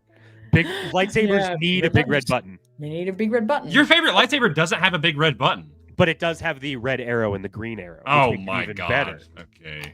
Thank you. So cool. You still don't have Qui-Gon's lightsaber yet. I have a mini one. Oh, that's right. You do have the mini one. Yeah. Is that a master replica, like 1/6 scale? No, it is a weird knockoff that I was gifted by a family member who knows. Oh, that's right. It is literally. I love that story. That's great. It is like this big, but it is still metal. It's very strange. If I showed it to Luke, he'd be like, "Where did you even find this?" Like, yeah. It's like a relic. Yeah, it's very strange. Yeah, crazy. Ashton said, Will, do you think Leia's lightsaber is too High Republic vibes? No, because I like a lot of the lightsabers in the High Republic, and I think it fits to that era.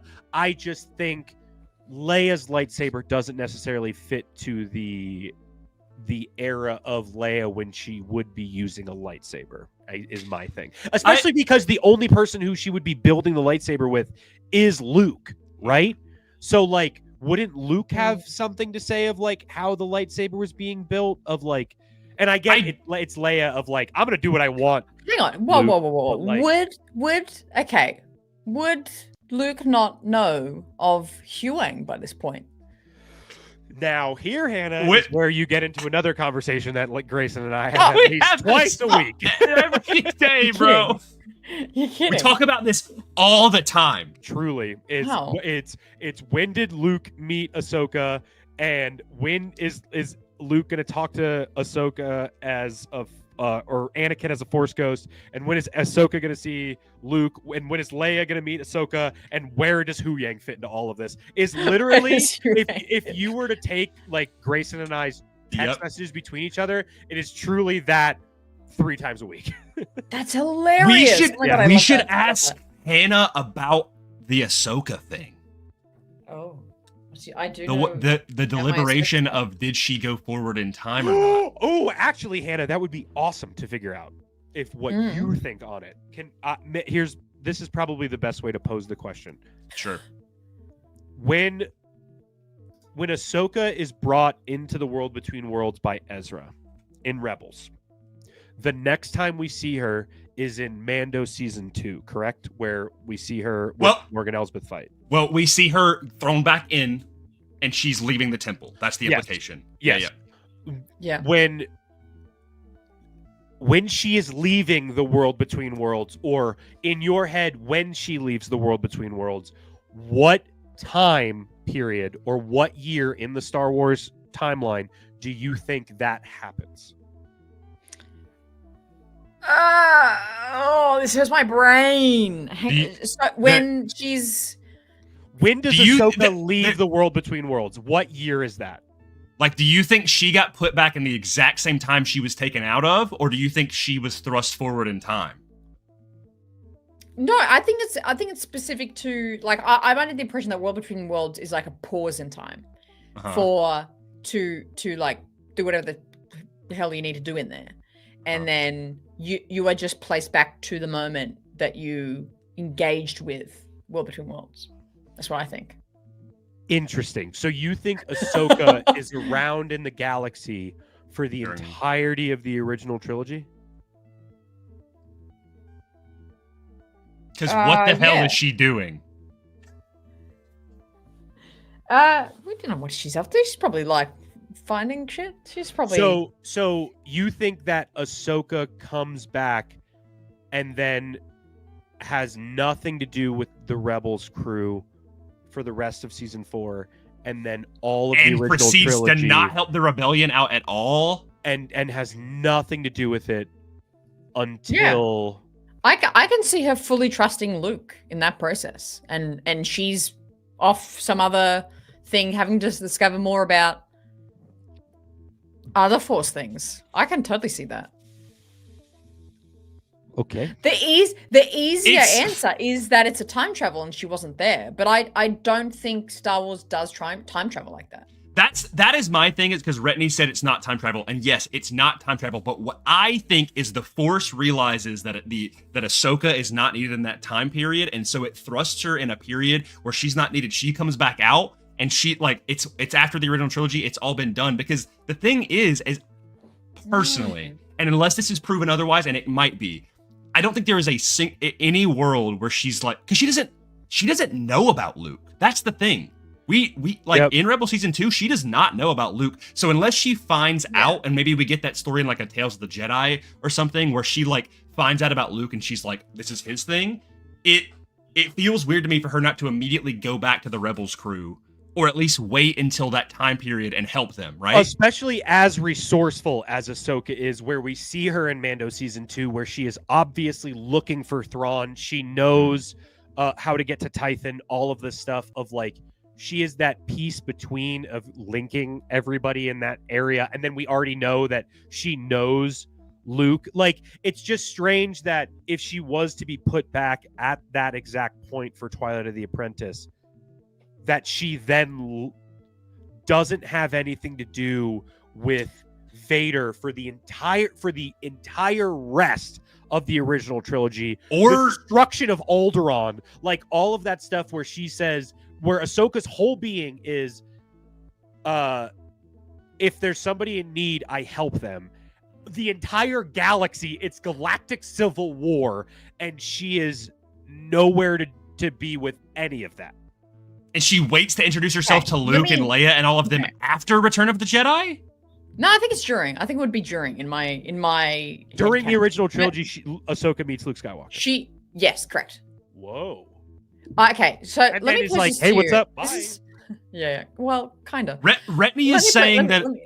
Oh no, Hannah, you go ahead. I want to hear. Yeah. Sorry. So okay, let me just frame Ahsoka's purpose like this, where whole Clone Wars point out a direct link or connection to her being aware after desiring to take down Palpatine. She thinks he's wrong, for sure, but her whole focus and livelihood is the Jedi Order and the Force and her relationship with that. And I think she knows and leaves up to others, like she knows where her place would be in a conflict. And look for look at Revenge of the Sith and how she was like, it was just on Mandalore helping like her specific connections and friends because of like, she wants to take down this Force user and like do these things. Like she wasn't the one being like, I will be the one to defeat Palpatine, put me up there, I'm the best. But it's like, I think her purpose is so geared towards her relationship to the Force and other Force users that in the context of the original trilogy, I think I can make my own story and fantasy of she is doing, she's like, I think she stays on Malachor. Like if you have your hand up, what? I love and I do agree with that as Ahsoka's driving force, if you will. Yeah. But I don't think she is of that mindset until much later into where we see her in Mando and Book of Boba Fett, and especially in Ahsoka, because like the idea of her at the end of Ahsoka where she's like, where she says, she's like, this is where we're supposed to be. I don't know if she has that same headspace because of the guilt she is feeling at that point, where I just feel like again, it's so specific to her relationships, though. It's not like a galaxy guilt. It's like a relationship guilt. But her relationship guilt with Vader, knowing he's still out there, and knowing that she did not defeat him, she ends that battle. Know where he is. She doesn't know what's going down. She's freaking Fulcrum, dude. Like she can, like, if there's anybody who can figure it out at this point, I would say it's probably Ahsoka, especially because she does go at the time period of like finding Thrawn. Okay, but like, it's if there was something, look, that gap is so weird to me of like her not having any involvement, which is like fine, but like. I think if you want to be realistic about it, it comes to a technicality of like, well, this character who's so big and important was introduced like 15 years ago and not 50 years ago. So I think that is absolutely the core of the issues. But 100%. Yeah. Grayson, what have you got for us throw into this discussion? Yeah, not a whole lot. I mean, okay, this is the weird caveat. I'm gonna just read this kind of couple paragraphs here. Tano appears doomed until a hand pulls her into a portal. The hand belongs to Ezra Bridger, who has traveled through a mysterious web between worlds to reach the future to save her. Ahsoka and Ezra must return to their own times. Okay, that actually is big. So that means she does go back to her own time, but she promises to meet him again one day. Looking for Ezra. Not long after he pulls Ahsoka from a world between worlds, Ezra disappears with Grand Admiral Thrawn with the help of some Purrgil. In the years that pass, the Empire falls, and Ahsoka briefly trains Sabine Wren as her Jedi Padawan, but the pair abandon each other. Ahsoka is blah, blah, blah, blah, blah, as we get into the whole... So, they do return to their own times. So, yeah, I mean, that's what it says. Unless something's changed. Quest. She's doing some research elsewhere, study elsewhere. Like I think about it like, okay. Let me frame it like this. How about this? Think of Lord of the Rings, Gandalf. There's like a bunch of shit going down. The hobbits like almost like died 10 times. Aragorn's like coming in. They're doing all this stuff. I'm getting my tongue a little confused. But then Gandalf has to go to Minas Tirith and be like, "What the hell is this ring again?" And he's gone for months and months, and so many big events happen while he's gone. But he has to understand this force that they're like trying to ultimately defeat, and that's what I think I'm getting out of. Like, I think Ahsoka is importantly doing things, but it's just not pertinent to like getting in an X-wing with Luke and blowing up the Death Star. I wonder. Go ahead, Will.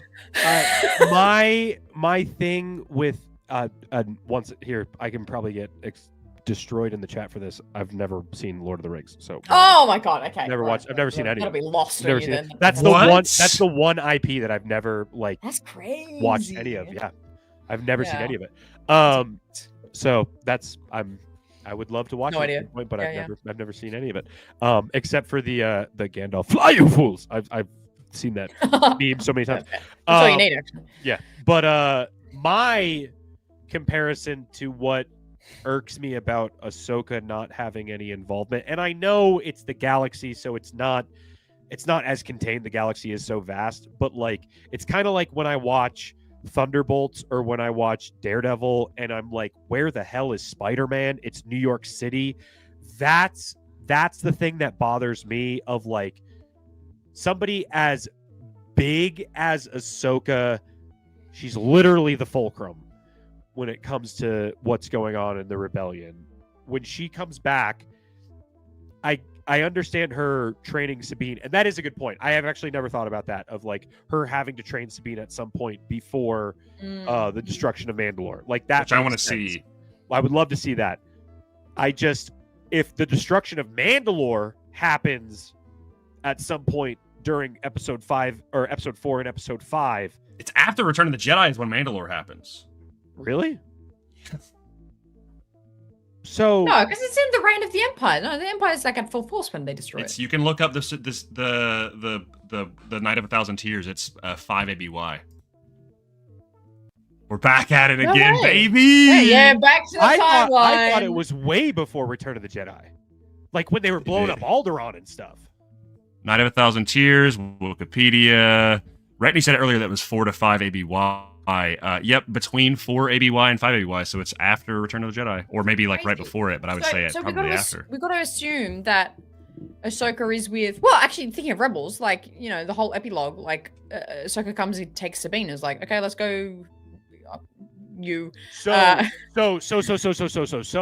you think the epilogue of Rebels is her taking Sabine to go train her, and then leaves, and then we see that scene in Ahsoka where she comes back and it's kind of the same framing and it's Sabine against all that stuff. So you think that's before, but she has her staff at that point, which I have a feeling like she, based on Dave Filoni's concept art for Ahsoka and Sabine together, which is probably what's going to happen in Ahsoka season 2, that's where Ahsoka has her staff.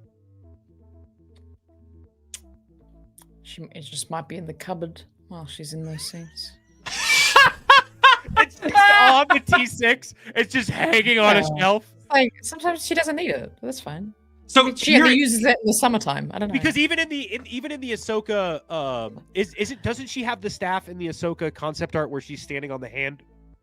Yeah. That's what I'm envisaging. Yeah. And when they're climbing the mountain in the snow, that's actually the wallpaper to my iPad. But like, with the blue background, and she's also got it in that Christmas thing where she's like standing on top of the Christmas tree. But like, her doesn't happen, I assumed, until after Ahsoka season 1, because she's wearing the all white at that point. Yeah. Like her becoming Ahsoka the White is in Ahsoka season. You think 1. she just, like, those robes appeared? No, she's got those robes. Those are just her robes. She just wears them predominantly after her enlightenment, essentially. I guess. Like, that's not a... Like, I understand that. I'm just like, I don't know. For a character that is so based in the iconography of what they are wearing for their to use a Taylor Swift reference, for their eras. I'm like Taylor's not gonna throw on the red album scarf after the Life of a Showgirl, right? Can you know I what I mean? can I be Might honest? have it in the closet, but she might not have it. I do think the end scene of Rebels was, I do think Dave did not have the full story planned out yet, but I also think you're right, Will. So, fun little lore about Will and I. That was the very first reel that I ever saw of Will, was him talking about that exact moment of that you don't think that scene at the end of Rebels is the same scene that we see in Ahsoka. And part of me agrees. I agree with that, I think. I actually think I agree with that. Yeah. Because I'm all bought in that Ahsoka is going to become the new daughter of Mortis. It's going to happen.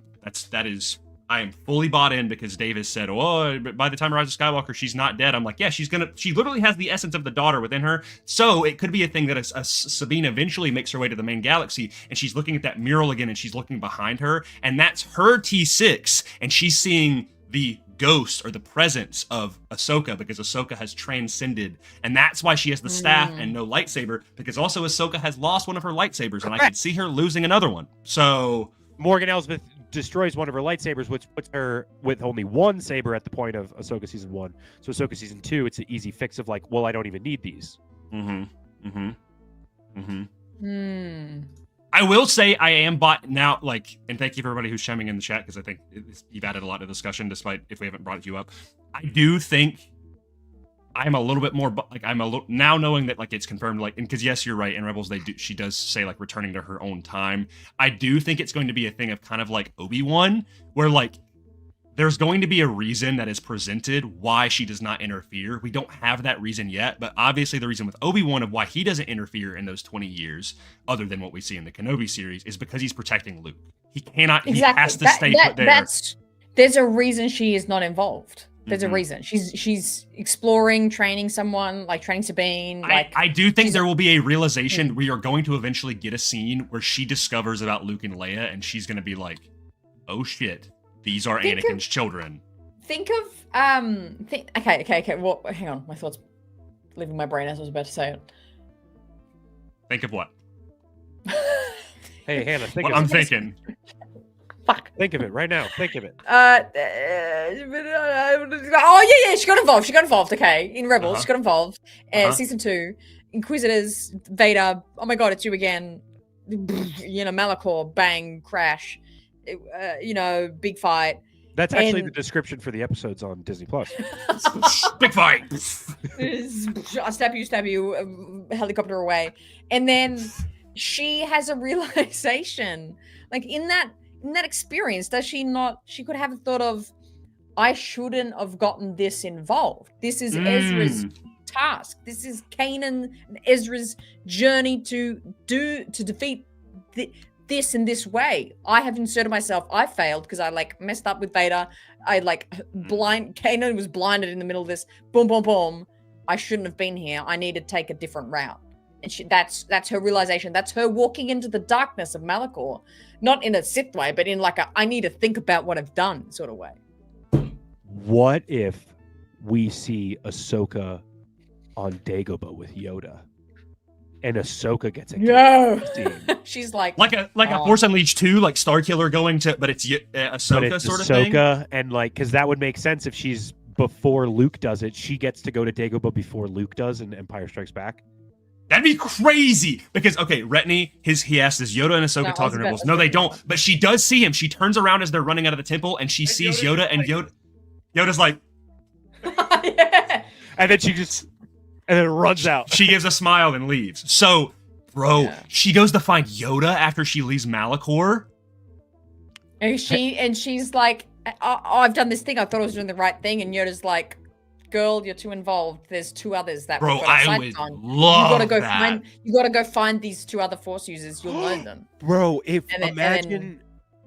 Ben wouldn't be dead at that point yet, because I was gonna say, I was like, imagine she got to speak with Yoda and Obi-Wan's Force Ghost. But then I'm like, there's got to be a reason that Yoda says Luke is the only one who can do it, and then obviously no, there is another in Leia.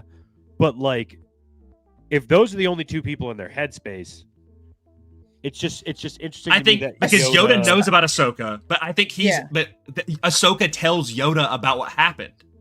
That like being like, she's like, I'm not ready. I need to go do something else to learn. I can't save him, sort of thing. And then he is like, all right, well, you pop off, Queen, and while you're out there, I'm gonna like I'll teach you how to connect with your master again. Yoda saying, "Yep, you pop off, Queen," would be the best scene in all of Star Wars. Queen, pop off, you must. Queen, pop off, Queen. Oh man, Pop off in the That's game. crazy. Yes, crazy. Man, I really expected this discussion to be like a 50-minute kind of show. We've somehow made it to bro. 2 We got hours. deep into the weeds with the lore. Yeah. I love it. I cannot wait for Ahsoka season 2. Yeah. And the era that is going to be like the couple months before. Like we got the date, we got the trailer, and bro, can we just do a show every week of like what's gonna happen? What's gonna happen? Oh my god, please. Yeah. Yes, we can. Let's do it. Yeah. We absolutely can. Amazing. That's what we're gonna be doing anyway. So Yeah. I was actually ready to like talk to Morning Will. and I was like, we got to once these shows start coming out, we got to like after Ahsoka. I'm not gonna want to have to wait 5 days to talk. I want to talk about it now. Yep. You know? Yeah. So- Unreal. It's gonna be good. And next year's gonna be really exciting. Like we'll be saying, movie and Ahsoka 2, and then a mall show in between any of it before, middle, of after. It's crazy. Yeah, exactly. Like there's just so much to actually come. And I actually really love that we're having this break. A lot of people are like, oh, it's we've been inundated, and everyone has that kind of criticism of like there's too much. It's like, okay, well, we haven't had any shit for a while now. Like even though it was just like 3 months ago, but it's like by the time we get to anything, it'll be like 9+ months, almost 12 months since anything concrete Star Wars content. So it's good to have things in moderation. Breathing room. Yeah.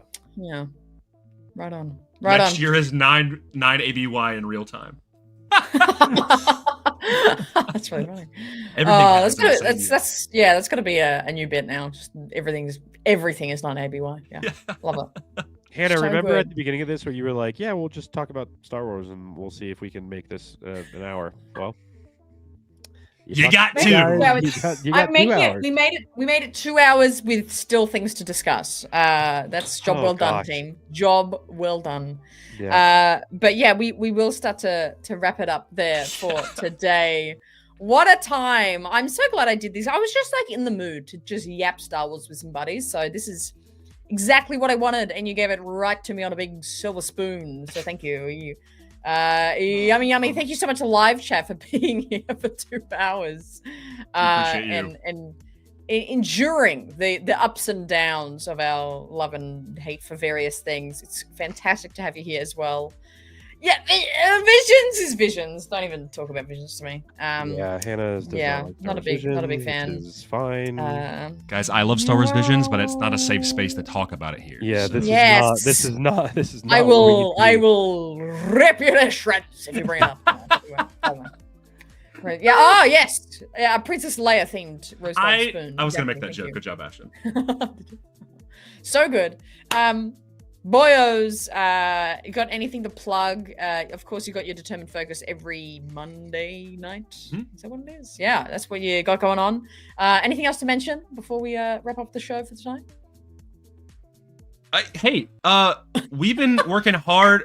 Will is he's making a grumpy face. We've been releasing official interviews on behalf of Rebel ScumCon. Because that was last weekend. We've already released a few. I believe we've released our one for Kyle Solar. I believe we've released our one. What have we all released? I'm forgetting. Kyle Solar. I can't hear you. Why are you so quiet? Are you whispering? Yeah, you're just really quiet. Come back. What the heck? Oh, you're back now. Oh, there you are. I think it was your mixer. Oh, Kyle Solar, Simon, and what was the other one that we put out? There was a third one that was out. Oh, Taylor Gray. Yes. Taylor Gray. Oh yeah, I love that one. I watched that one. Yeah, that was good. Yeah, he's good. So and we have with a million more, not a million more, but basically that. Diana Lee, Michelle Ang. Oh my gosh. Piero from Andor. Unreal. So crazy, man. David W. Collins. Mm-hmm. Who else? Marty Matulis. Yes. From Skeleton Crew and Mando season 3. Emily Swallow. Forgot Emily Swallow. Yes. She's great. She's cool. I'm looking at like visualizing all the people that were at Rebel Scum. And Diana Lee will be out tomorrow. Yep. Yay! I'm so excited for that one. It's gonna be so good. Awesome. So go check those out. Yeah.